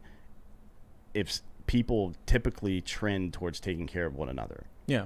especially Americans, nobody gives more money anywhere in the world than not the American government, the American citizen. So like when the storms happened in Indonesia, right? And they had the tsunamis and all that stuff. Nobody gave more money to the Indonesian people than the American citizen, not the American taxpayer, Right. the American citizen. And this stuff pops up all the time. We see these people in Afghanistan that need to get out. They're friends of ours. people are spending their own money to go over there without guns, by the way. These guys were operating without arms, going into hostile territory, grabbing people and getting them out. That is who people are, generally speaking. Let them be that. Let them be good. Let them be American, because that's what it means to be American in the first place. You're robbing them of the honor of being that thing, and of course they're going to turn. That's how it works. I want to point out something, going back to this Australian article, that I think is important for critical thinkers. There's a certain amount of trust you can place in institutions based on the credibility that they have and the things they've done that you can track and then make your assessment. I typically have a hard time trusting a lot of the mainstream news outlets, but if I can fact check them, if I can find source material, I will. Sometimes you just blindly trust they're telling the truth. For instance, one of the articles we used from KTLA earlier was just quoting a woman, and for all I know, they didn't actually quote the woman. I don't know. So we do have trust in these institutions. I just think it's kind of funny that if in this Australian article they say the data says that X amount of deaths in Australia and A, B, C, D, if I'm criticizing your government for building camps in which they take human beings and place them, and then there's a video of a guy where he's like, we're waiting to be fed. One woman was yelled at by the cops because she took her mask down to sip tea.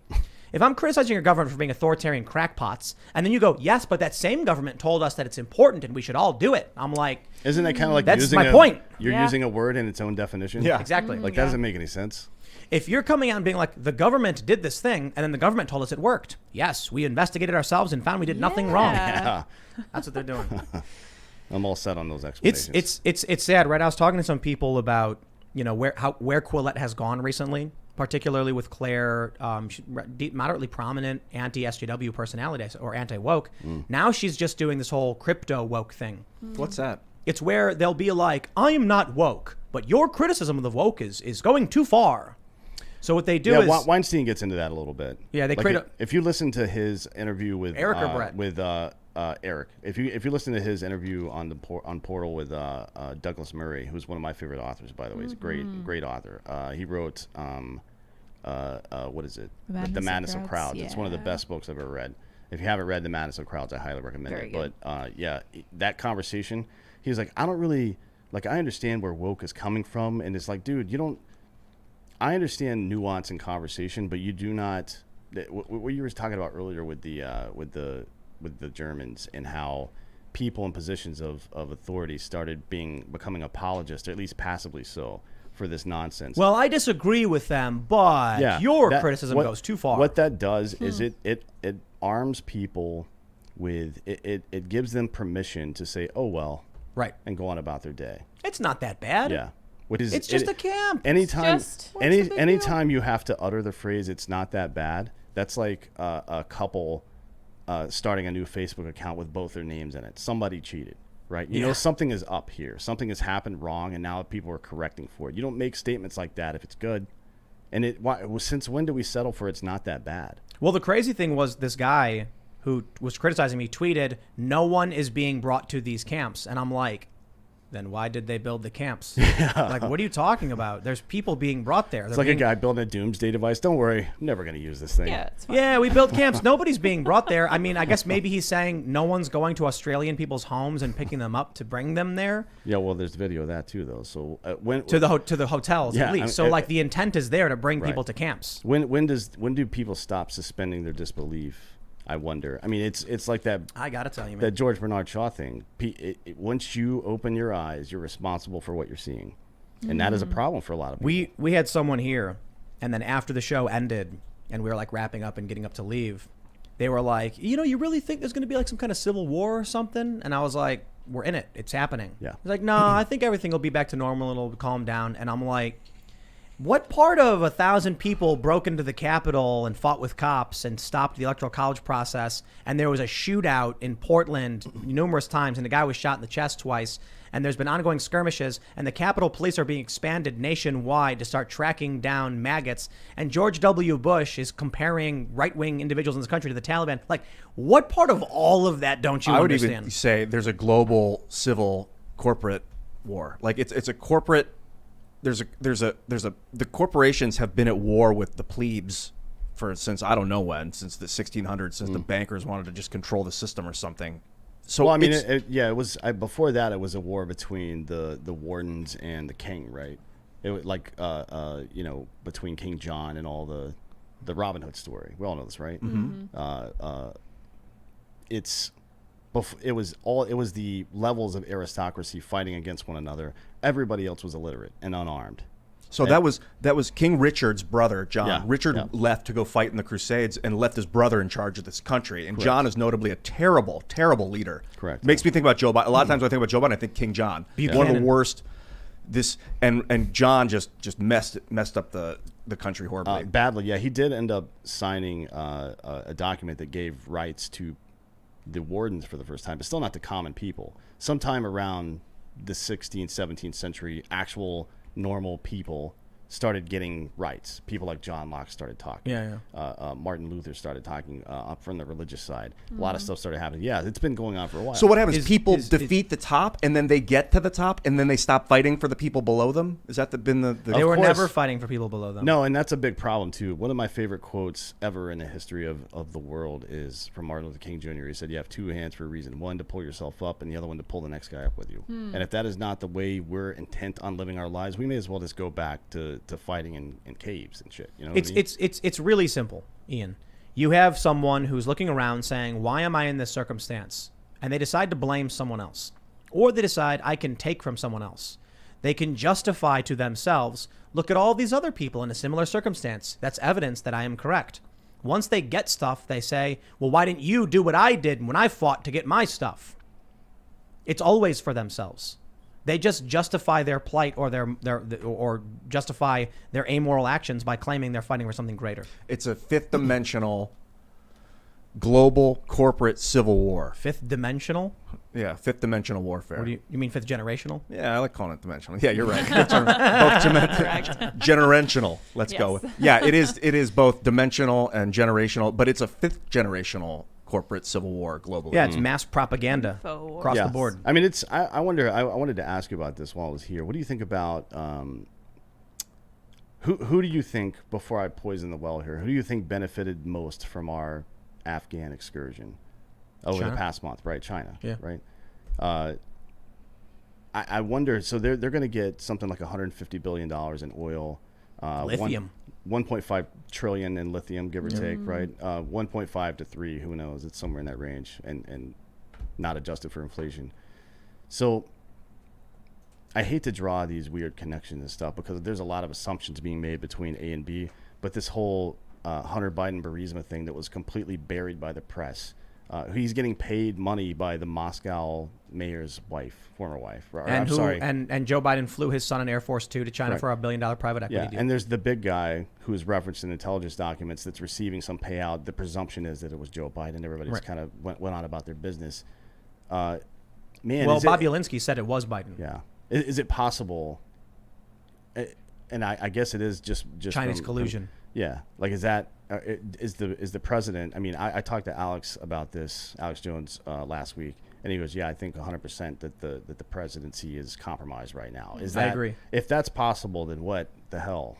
I agree. If you look at this is well before Biden was president, we were investigating a lot of the stuff. Right, I covered the Burisma stuff to a great deal, and boy, did the media try to cover that up. Politico had reporting. It's a funny article where it says, Ukraine scrambles after trying to stop Trump or whatever, right? And then it was based on there was some Ukrainian officials at an embassy were like leaking details on Manafort, which got him in trouble, and then it was a few years later that Politico reported that there was no Ukrainian collusion. It never happened, and I'm like, but Politico never retracted the first article. They just allow these two different authors to contradict each other. That's the state of the media. When you see the investigation by like Matt Taibbi into the Burisma stuff, the stuff I've covered from it, right. I'm like, before Biden was even elected, I'm like, this guy is dirty. You've got Politico reporting in their magazine, Biden Inc., about how Biden's family's wealth has tracked perfectly along his career. When he was put in charge of Iraq, his brother is awarded all these contracts for building in Iraq, and now he's a millionaire and things like that. Hunter Biden being flown in Air Force 2 to China. Right. And now you have everything that's going on. How was Afghanistan botched to the degree that it was botched? Sure is convenient for the people who did a private equity we're negotiating a private equity deal. I don't know if that was actually confirmed as happening, but who knows? You can't trust them. So I just think it's awfully convenient. And you know the problem is when it came to Trump and Russiagate, I was saying like, I think we'll look into it, right? If it's true, it's true. If it's not, it's not. And we don't just throw away evidence if we're seeing it. We try and dig deeper. I say the same thing now about Joe Biden. The only problem is the institutions were falling over themselves to go after Trump and will do everything in their power to defend Joe Biden. Yeah, I mean, at what point in American history has a group of 700 former commissioned officers and intelligence operators signed a letter saying, get this guy out of office, who, by the way, had us in the best trade position with China we've been in since we started trade with China, and get in this bumbling buffoon that we have in now, who has these weird ties through his family to China. One of the leaders of that movement was, James Mattis. And almost after he resigned, he got brought on as a partner at the Cohen Group. The Cohen Group, William Cohen, another former Secretary of Defense, they have 4 offices. 2 of them are in China. And one of the things that they do, the Cohen Group, is negotiate deals between American and Chinese companies. That's what they specialize in, right? So you have maybe the most popular Secretary of Defense ever until his little, that whole resignation thing. A guy with immense power, a guy who is now hooked up with 4 other former secretaries of defense. So you have the defense industry both on the private and public side, right? And you have a compromised presidency that completely botches the situation in Afghanistan, that turns over the largest amount of wealth ever given from one entity to another, ever. I mean, Trump was the one who was trying to pull us out of Afghanistan. Sure, and we should have pulled out of Afghanistan. I mean, but the issue is, if there's a better spot for us. It's easier. It's easier. There's more lithium in Peru and Chile by a wide margin. There's Alaska as well. But if we wanted a partner country right, where we could pay lower wages to get it mined, but those wages still mean something to those people, that's a good deal. The point is, if Afghanistan's national government stood, it would have been much more difficult for China. And for sure, a couple of weeks before the fall of Kabul, the president called Joe Biden and said, we need air support. And Biden said, just lie, say everything's going well. So they knew how bad it was. They had evacuated Bagram in the middle of the night without telling the Afghan army, without telling the government. Now, that sounds like sabotage to me. But it certainly does, yeah. But we do got to go to Super Chats. So if you haven't already, smash that like button, subscribe to the channel, share the show with your friends, and go to timcast.com. Become a member. Support our work, and you'll get access to our exclusive members-only segments.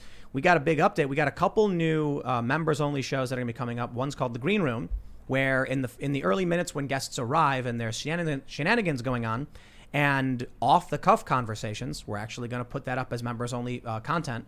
So as soon as the show ends, you'll get that, and then we'll have the full member segment coming up right afterwards. So just more and more stuff for you guys, and that's in development right now. And it should be relatively soon. And it'll be a lot of fun. The point of that show is basically you'll have someone say, Alex Jones shows up. Instead of talking politics, someone might be talking to him about his brownie recipe, or like his aunt's famous apple pie. Just like random, welcome to the green room, here's the house. So it's kind of vloggy, but it's interesting conversations. We had Andreas, who's a part of the vlog, talking to Steve Bannon about like quantum communism and technocracy, and just Bannon was like, this guy's a genius. Yeah. He's crazy, though, but he's a smart guy. Love that guy. And so it's funny stuff. So definitely stay tuned for that. Be a member. And I also have news. We are tired of waiting to put on the live events. We've had an issue. There's just red tape. It's the government stuff running a business, and we've been like, we got to do this. But we're going to, there's a local venue. When I say local, it's a big area, so it's still a little far away, but we're going to be putting on an event. The capacity is probably, it's like between 200 and 400. I'm not entirely sure. And again, we're gonna make the announcement on the official date with RSVP for members who give $25 or more. Then the next day it'll go to all members, and then the next day it'll go to everyone. And for now, we're planning on it being a totally free event. Just it's going to be RSVP first because of limited capacity.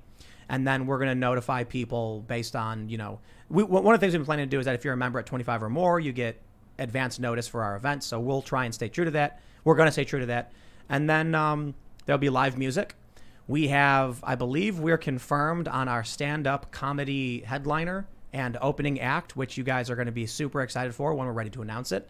We need to confirm the date with the venue. Then we'll announce the idea for the show. Then we'll set up RSVP and do it in a staggered manner. And we got to figure out whether or not we're going to announce the venue at the very last minute. And that may be the case for obvious reasons, but just stay tuned because it'll be coming soon. I'm hoping the next few days to actually confirm with the venue on the dates, have everything locked in, and then we can put it up on the site for RSVP. So stay tuned. Let's read some super chats. Let's see. What does it say? Crustum Fab. Crustum? Small screen. I am a huge Dan Hollaway fan. I also just got back from voting. This isn't over till it's over. tomorrow is the last day. Go vote in that recall election. All right, let's see. Bradley Tunesi says, hey, Dan and Tim, love the show, guys. My question is, I hear that there will be a time to stand to tyranny all the time, but when and how do we go about that? Love the American Party. Give a kiss to the doctor. So here's what I've been saying.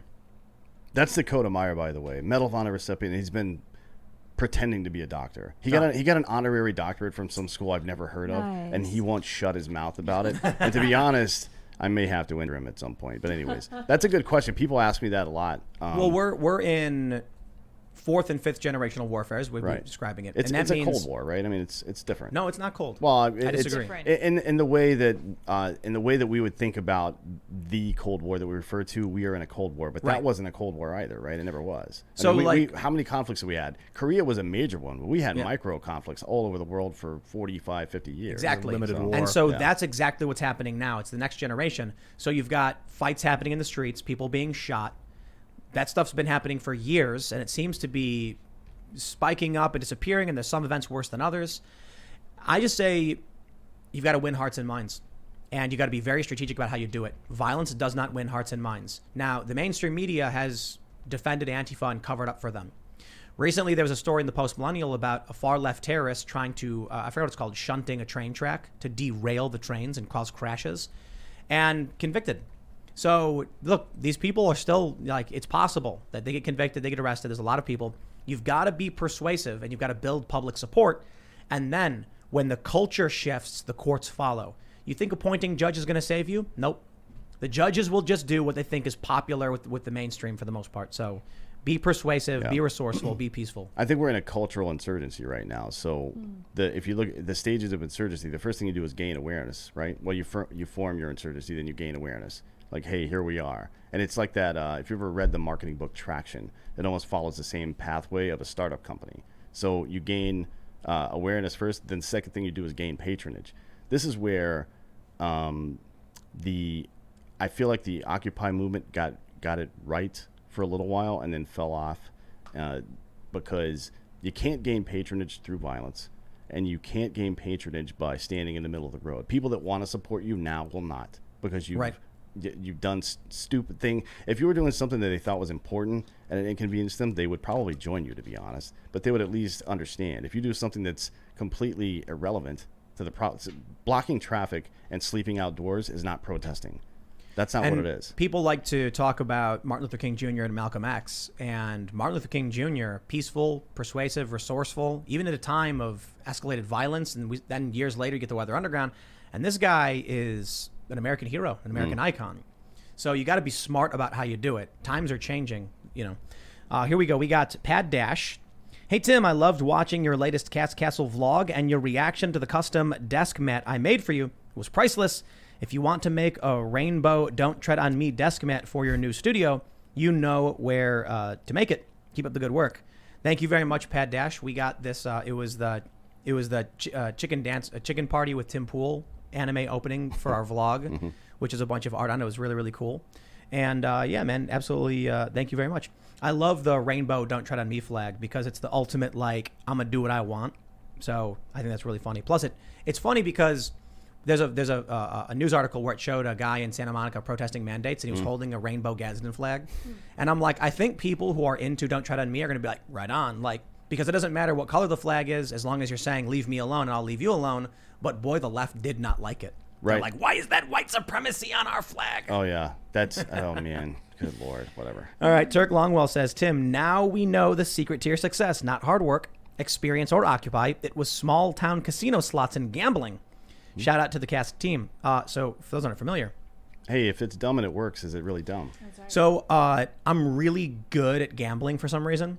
And we went to, they have these hot spots in West Virginia all over the place where you can, there's bars have slot machines. Oh, yeah. And I won 2 jackpots. I went in with $60, walked out with $400. But you can't say you're good at that. That's kind of coincidence, right? Nope. I was going to say that, but now I'm thinking of the magnetic fields, and they're running through you, so you might be connected to some. No, you're timeline. You're missing it, and you're overthinking it, Ian. These games are all programmed. Programming can't be random. It's that simple. So if someone is trying to determine a specific outcome in that this machine must pay out 98% of all money it takes in, meaning for every dollar that comes in, 98 cents goes out. These hotspots and casinos know for a fact that slots can't pay out more than they take in. That means someone programmed them. That means that program, you can understand how these slots You work. don't think you can program a random number generator? You can do it using static. But these have to have a predetermined outcome, which means they can't be random. Right. They have to pay out less than they make. Yes, which means it can't be random. It has to be algorithmic. And if that's the case, it's actually quite simple. Most slot machines operate on very, very similar algorithms because they have controlled payout. And if you know how to do that, you end up with vlogs back to back where I win 4 jackpots in 20 minutes in 2 days. Would you have X-ray vision? You see that they're filled, and you know that they're going to start paying out. It's people think counting cards is a really complicated process, and it's ridiculously simple. Literally simple. You're like a face card. 1, not a face card. I'll do nothing. It's like just Google it. You're that's easy. It's super easy. And then when the count is high, it changes your strategy. They know when you're doing it though. So in like Vegas, they get mad about it. I think in Atlantic City, you're allowed to do it, and all it does is it increases your odds to slightly above 50%. So you're working, but you might be making, I think they say like $20 to $50 an hour. I mean, look, professional sports gamblers, and these are people not in decks of cards or on roulette tables or in places where there are a lot more. I mean, look, there's a lot of variables in sports gambling, but if you look at the way Vegas handicaps, they are within 1 point or so of their spread almost always. Right. But professional gamblers still only win about 55 to 58% of their bets. And that's enough. Yeah, it's enough. Certainly enough, yeah. Yeah, so anyway, there was a story I saw a long time ago about a guy who solved lottery tickets, scratchers, because a lot of the scratchers would have numbers on the front that you'd scratch off and reveal a symbol. And he said, if the outcome needs to be controlled, it cannot be random. Right. In which case, you can figure out the algorithm and know which number correlates with which symbol. He solved it. He then started looking at lottery tickets, and he could pick the winners and losers. Oh, my God. And then he filled an envelope with 2 envelopes. One said winners, one said losers. He was trying to tell the Lottery Commission, this is in Canada, and they were ignoring him because he's a crackpot with a conspiracy. Finally, they opened it up and found out he was right. The same is true for slot machines. They are programs. They are games. I'll tell you this. It is ridiculously easy to guarantee a jackpot on a slot machine. Do you have a secret you don't want to give away? I don't advise giving away your secret. I'm not going to give it away. Yeah, that's cool though. But I'll tell you this. We didn't. I think it's. I didn't even mention this because it's not in the vlog. But when we were in West Virginia, Central West Virginia, I won 3 jackpots in one night. And jackpots there, a couple $100. Right. Then we went to the casino on Sunday. Was it Sunday or was it Saturday? I think it was Saturday. And I won a jackpot. They actually gave me a tax form. I have to pay taxes on the winnings. So like when I won the jackpot, they're like, okay, got to fill this out. And then just the other day, we went to a pool hall where I won 2 more jackpots. I have the videos on my phone. I'll put it up on Instagram. And I'm not kidding. 1, 2 more jackpots. I know exactly how these things work. So you got to look deep. You got to understand how the system works. How like I said, one of the only ways to get true random is through like background static. It's not super easy to do. Yeah, we should read Super Chats. Yes, but now everyone's like, how does he do it? Yeah, I'm thinking of it's like you look at the way they've spun and the way they've landed. You can see that they've spun X amount of times. You're overthinking it. Yeah, you're overthinking it. That's how I work. Yeah. So in the span of it was last Sunday. Wow, it was last Sunday. I went to the hotspot and won three jackpots. Then it was 1 week, less than a week later, I won another jackpot on a bigger machine, and then it was Sunday, I won 2 more. So like within 7 days, I won, 7 jackpots? Well, I am pumped to find out. I filmed all of it too. We didn't put all of the jackpots in the vlog either. Too many jackpots. But I've got 2 more I can put up on Instagram and show you. All right, let's see. Actually, I think I got 3. I don't know. I lost track. All right. Born Stellar says, buddy, you are completely wrong. I'm a Marine. 80% of us would never shoot an American. Sir, you're incorrect. I only got 1 word to say to prove that wrong. Antifa. If you saw a group of Antifa armed with handguns and ARs and they were running through the streets and firing, yeah, a lot of people, a cop would shoot them. So what are you saying? You're saying if you oppose them ideologically, then you would shoot them? I'm saying not necessarily that. I'm saying if you were deployed, for whatever reason, or something like you're at a military base and then some chaos happens, right. and then so it's not that it's a violation of Posse Comitatus or anything like that. Right. But if you saw a group that It doesn't matter who they were, and they were armed, and they were engaging in combat, you'd probably neutralize them. I mean, yeah, I would do that right now as a civilian, though. Exactly. That's not... Well, so here's the issue. It's different when you're, like you said, with Posse Comitatus, obviously, but just generally speaking, there's a different weight to that decision when you're wearing a uniform. What is Posse Comitatus? It means that you can't use military as police, basically. They can't enforce domestic laws. Yeah. Unless I think only in extreme circumstances. Can they be put under the authority of a local police station? Technically not. I don't think local police stations, but federal law enforcement, yes. I think that's there's what the Sicario movie is about. I think with the Insurrection Act, they can. You need you need to invoke the Insurrection Act. Yeah. What I'm saying is, the question is, people assume when a commanding officer says, "Shoot that American," they'd be like looking at this like granny waving a Trump flag. It's not going to be like that. It's going to be a dude in a vest. And he's gonna have a weapon. Well, here you are, though. We're having that conversation we were talking about earlier, where we're talking about two different definitions of things, right? Well, so this Marine is probably talking about, I'm not going to march into a U.S. city and start rounding people up. And he's right. They wouldn't do that. I sincerely believe they wouldn't. I know these people, and I've been in that position. There's no way. But in a small armed conflict, I disagree. Yeah, in a small armed conflict, for sure. I think the police would be more likely to do that than military people. In order for the military to ever get involved in any kind of conflict like that, it would have to have gotten so bad, where it's like there's bombings and cities are, stripped to the point where they're like, Insurrection Act has been declared. And then the military is going to be told, look, we've got insurgent extremists. They're armed with pipe bombs, explosives. Right. We don't want to shoot them, but you need to protect yourself first and foremost. When you're given that intelligence, do you question your commanding officer? Do you say you're wrong, you're lying? No, you trust them. No, right? No. You don't trust your... Absolutely not, no. Like, so, I was taught, and I taught my people to never just trust anything like that at face value.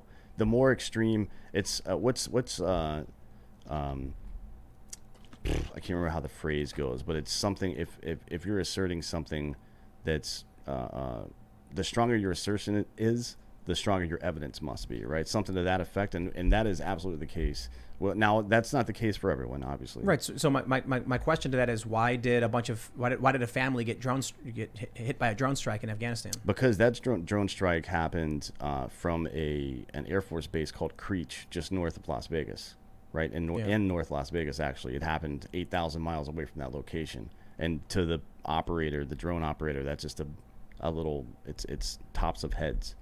That's why. So the issue, I suppose, is. But you see, what's that movie, or it's a TV series? I think it's the second season of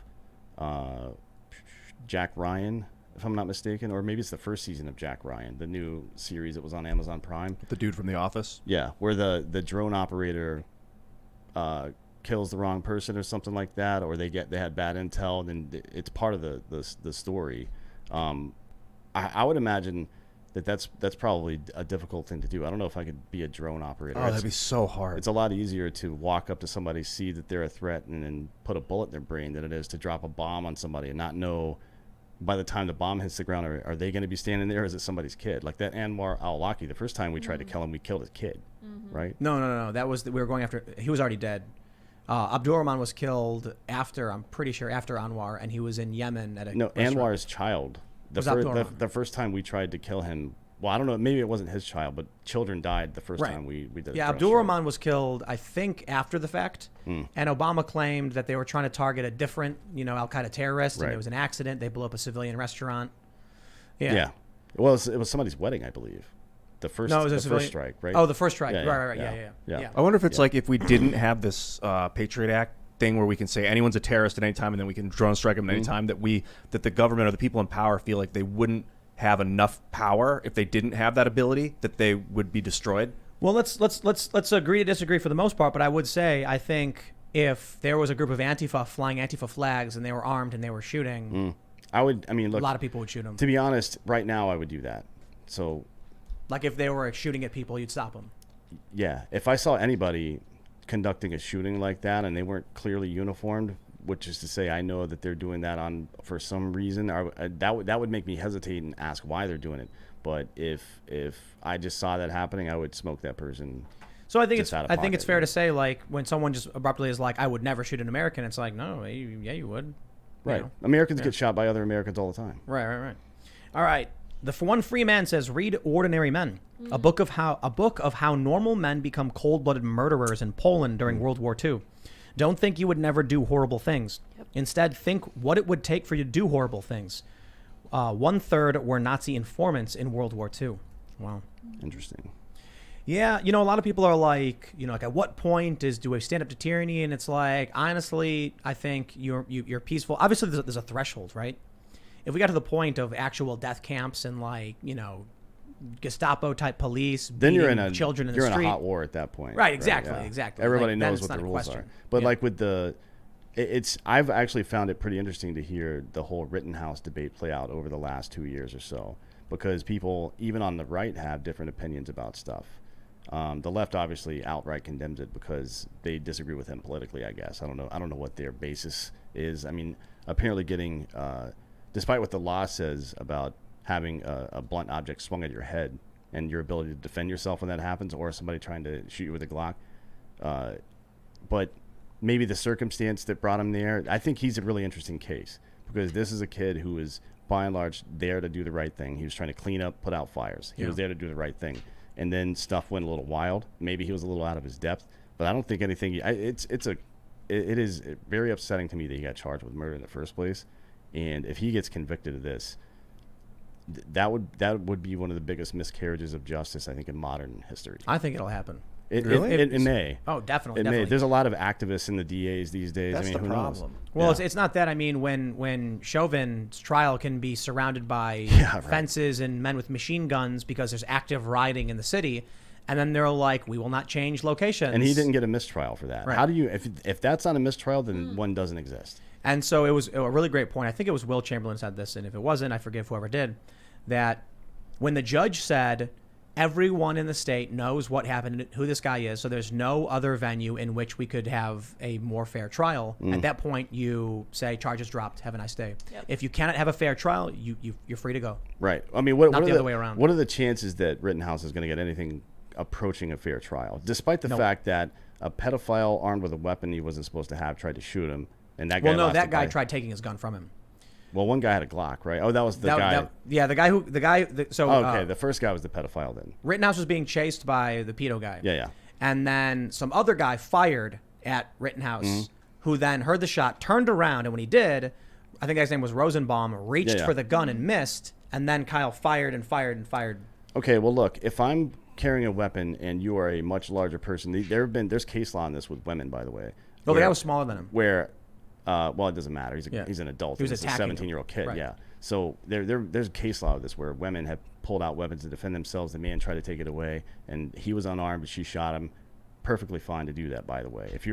It's political. The presumption is if I have a weapon and you're trying to take it from me, you're going to take it from me and use it on me, right? Yeah, you're not taking it on me to disarm me and then go home after you've been violently chasing me down the street. So he was right to shoot that guy. He was right to shoot both. And then he was chased. And he was trying to get to the cops. And the guy was trying to hit him with a skateboard in the back of the head. He shot that guy, and then the other guy got his bicep clipped.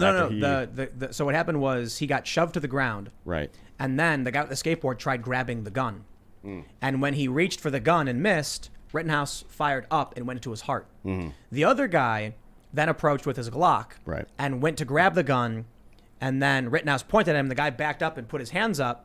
And then he lunged again, and Rittenhouse shot him, and it blew off his bicep. So it sounds like the kid's a lot better at fighting than these other terrorists. And that guy with the gun later said, it's been a long time since we reported this, so fact check me on this one. I may be wrong, but the bicep guy, you mean? The bicep guy, I'm pretty sure he said I should have just, wiped him out. I remember him saying that. Yeah, I should have just what? Wiped him? I'm paraphrasing, but he was like, I should have just unloaded into him. Yeah. Oh, wow. Yeah. Wow. I mean, look, if you're on your heels, well, I mean, he's literally on his back firing the weapon. At that point, you have no right to walk up and just start shooting the kid.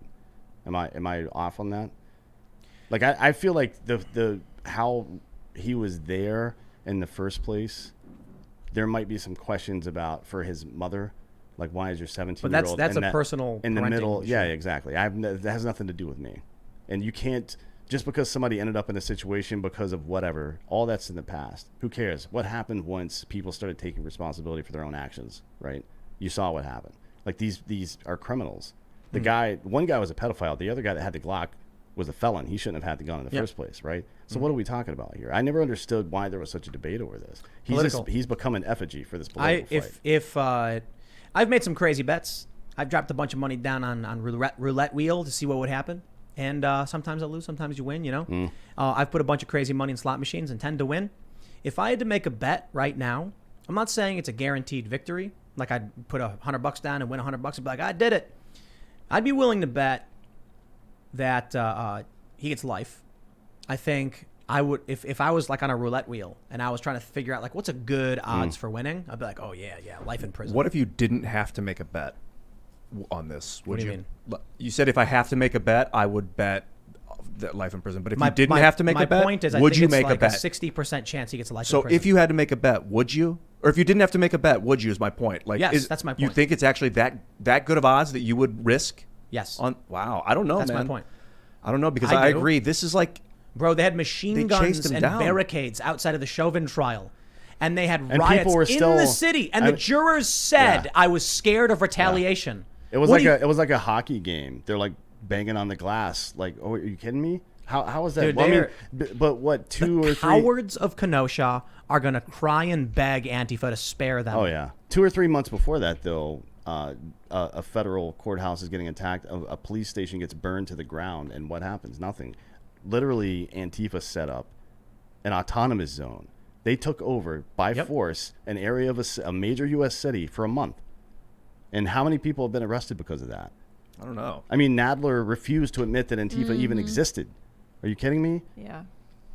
How do you fight an enemy that no one will agree even exists? That's something that we're going to have to I don't figure think out anyone pretty in soon. politics mentioned Antifa until that political debate with Donald Trump and Joe Biden. Yeah. Yep. Yeah. I mean, that's one thing Trump definitely always got right. He never let anybody slip by. Like, if there was something to be said, if there was an elephant in the room, he was like, hey, elephant, elephant. Oh, yeah, Antifa. appreciate that. Yeah. Trump did talk about him. Yep. Yeah, yeah. All right, let's see. People are talking about rabies vaccines. Oh, yeah. Rose M says, nah, bro, I've had the rabies vaccine series. It's only 3 shots Yeah. over about a month. Not bad. They hurt less than flu shots. Oh, cool. I hear that. I too. wonder if There that's you like go. a updated I'm pretty sure it version. is. Yeah. Yeah, I'm pretty sure it used to be way worse, and they've been improving on it. Yeah. Yes. Smart audience. The licensed guru says, love how happy Ian is today. Good vibes from everyone. All right. Yeah. I watched some of the live chat going through. It's funny how much people roast you. It's awesome. It's really I really enjoy when people do that. If it upsets me sometimes when my friends get attacked. I don't know what that is about me, but when people come after me, as long as it's funny, Yeah. that makes sometimes I'll just sit there. You remember the mean tweets thing? That used to be a thing on late night television. Yeah. Where I know, people I had remember. fun reading mean tweets about themselves. Now you get banned. I have Yeah. so much love for you typing these things. Thank you. Keep it coming. The tactician musician says, nothing irritates me more than the president of the U.S. saying it's not about freedom, it's about safety. America is freedom. How many people risked life for freedom in the wars? How many people are risking life right now traveling through Mexico? And how many people are taking risks by just like walking through the forest when there could be a big cat or a bear or something? You choose to take those risks. That's on you. All right. Burad is challenging me, and I think I might fail. Dude, she sells seashells by the seashore. Toy boat, toy boat, toy boat, toy boat. Nailed it. Nice work, Nice. dude. You practiced that when you were a kid. Some wingnut says, what are your feelings on Joe Rogan being able to perform in New York City without being vaxxed? Is Joe, he's doing the Madison Square Garden? Joe Rogan? Really? So he's gonna. I guess he's certainly not vaccinated. I don't know if he's ever said whether he was or wasn't. It was reported that he wasn't. He said that he wasn't. Oh, really? Yeah, I think so. Oh, okay. But so not only Madison Square Garden has its own rule about vaccination, but now New York City's has gone into effect as well, right? So But performers are exempted.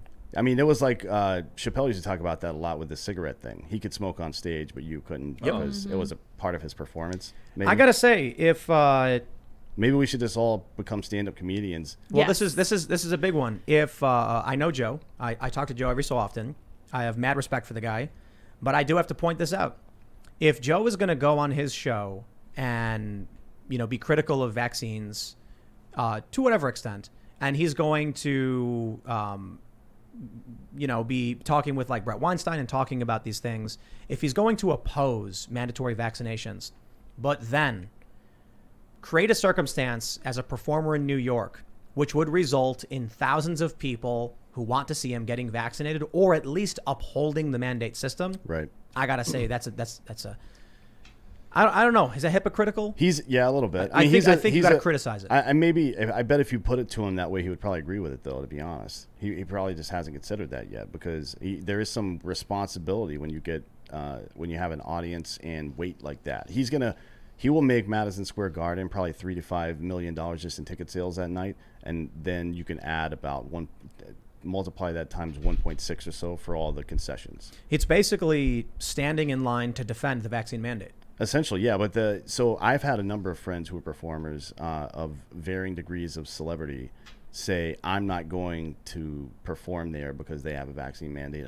I'm not going to subject my fans to that. But I've seen people, none that I know, but people from the other side do the same thing. Say, I'm not going to a place that doesn't require vaccination, right? This challenge is a lot of money, But I guess I would look at it this way. What does Joe do with his money in a way that benefits freedom and challenges the things that he opposes? Honestly, I don't know. I mean, he probably donates. Or he's starting a comedy club. I know that. Maybe he donates. I'm not trying to accuse him of not doing or doing anything. I'm just saying, here's the factors. If they pay him, if he ends up getting paid millions of dollars, and then he says, I'm gonna take this money and I'm gonna put it into legal work to sue the hell out of New York City to end this, I'd be like, dude, it would be now pretty you're taking interesting. the money from the system to throw it back in their faces. If he just says, well, you know what, people can do whatever they want. I think vaccine mandates are bad, but if they want to get vaccinated, it's on them. I'll do the show. Then you're propping up the system you claim to oppose. So I guess the ultimate issue is here. I don't know if he's doing the show. I don't know what's going on with it. I don't know. They're selling tickets October 2nd, 2021, Madison Square Garden. If you go to the Ticketmaster page, it pops up a COVID health check required. In order to attend the event, all guests age 12 and older must provide proof of COVID-19. Speaking of that, when if it were me, I would say event canceled. Yeah, or I'd move. That's what Jim Brewer's doing. Yeah, I'd move it. I'd just move it. Brewer canceled. I wonder if there's going to be anybody. When's the first federal lawsuit going to come in the form of the same one from the George Mason University professor that said that his natural immunity should take the place of a vaccine? Right. What if he won that case in federal court? Yeah. By the way. What if your doctor says you can't get the vaccine?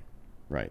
And then New York says there's no exemption. Too bad. If your doctor says you can't get the vaccine, then they can't not exempt you because the ADA prevents them from doing that. But they're doing it anyway. Right. I called 25 restaurants. Yeah, for sure. So I mean, that kind of begs the question: why do we have gun laws if they don't actually if words on paper don't actually stop anything? If it doesn't stop the government from telling me what I can and can't do, where I can and can't go, then what is the point of any of that stuff? Exactly. So many people are feeling that right now. Right. What is the point? But that's a good thing, though. I think it's a good thing for people to realize that the system they're in isn't what they thought it was. That these words on paper mean nothing. Phil Jackson used to say that you're only a success in the moment that you perform a successful act. That's a very, very good quote. And I would add to that, you're only kind in the moment that you perform a kind act. You're only a patriot in the moment you perform a patriotic act, because it puts the onus back on you to not just say things, not just read words on paper, but to live that life. I think it was Breitbart who said politics is downstream from culture. Yep. I think there's a better way to say it. Politics is irrelevant. Fight for culture. Because in New York City, you have, I called one of the restaurants, I called a bunch of the restaurants, and one of them I asked them, would you, hey, if I came in, would you deny my friend access because they can't get the vaccine, the doctor won't let them? Right. And they said, yes, they can't come in. And then I said, you can eat outside. I'm like, well, we don't want to eat outside. That's like segregation. It's like discriminatory. Like the doctor's not allowing my friend to get the vaccine. And they said, I'm sorry. Those are the rules. We're just following with the mayor's orders. And then I said, well, this violates the Americans with Disabilities Act and New York City human rights law about discriminating based on the basis of medical conditions. Right. And then someone else picked up the phone and went, bye. And then he was like, it's Project Veritas. Hang it up. Yeah. Well, that's why I say, like, people seem to think that they're so, I would always stand up, and I would, dude, the people of New York City have buckled in 2 seconds. And all of your precious laws, you've got New York City, you've got New York State, and federal anti-discrimination laws gone. Why? Because the fascists of New York are willing to drop to their knee to gag on boot the moment de Blasio says so. And so long as the people are going to grovel before de Blasio, your paper means nothing. You'll stand there being like, but I have a constitution saying, and he's going to be like, look at all of my subjects around me. You could totally. And then he'll say, subjects rise, beat him. And they'll say, yes, master. Yeah, that constitution is only as strong as the fist and gun behind it. Right? Yeah. That's why the Second Amendment exists. It wasn't to protect us from a foreign army. Do people still believe that nonsense? It partially. I mean, I think it was, so the reason the original Second Amendment was actually, I think it was the fourth, and it was long. Right. And it said, regardless of whether or not it had a provision that said, regardless of military service, you are entitled to keep and bear arms. They removed it because they were worried it would be used as an argument to stop conscription. Right. So actually, the purpose of the Second Amendment was foreign and domestic. That internally terrorism, tyranny, or externally war, an armed population keeps it safe. This COVID could be the shock to the system that inoculates us against this stupid creep of totalitarianism, because our rights are not set in stone. They only exist when we enforce them by enacting them. Look at Australia, bro. Look at it.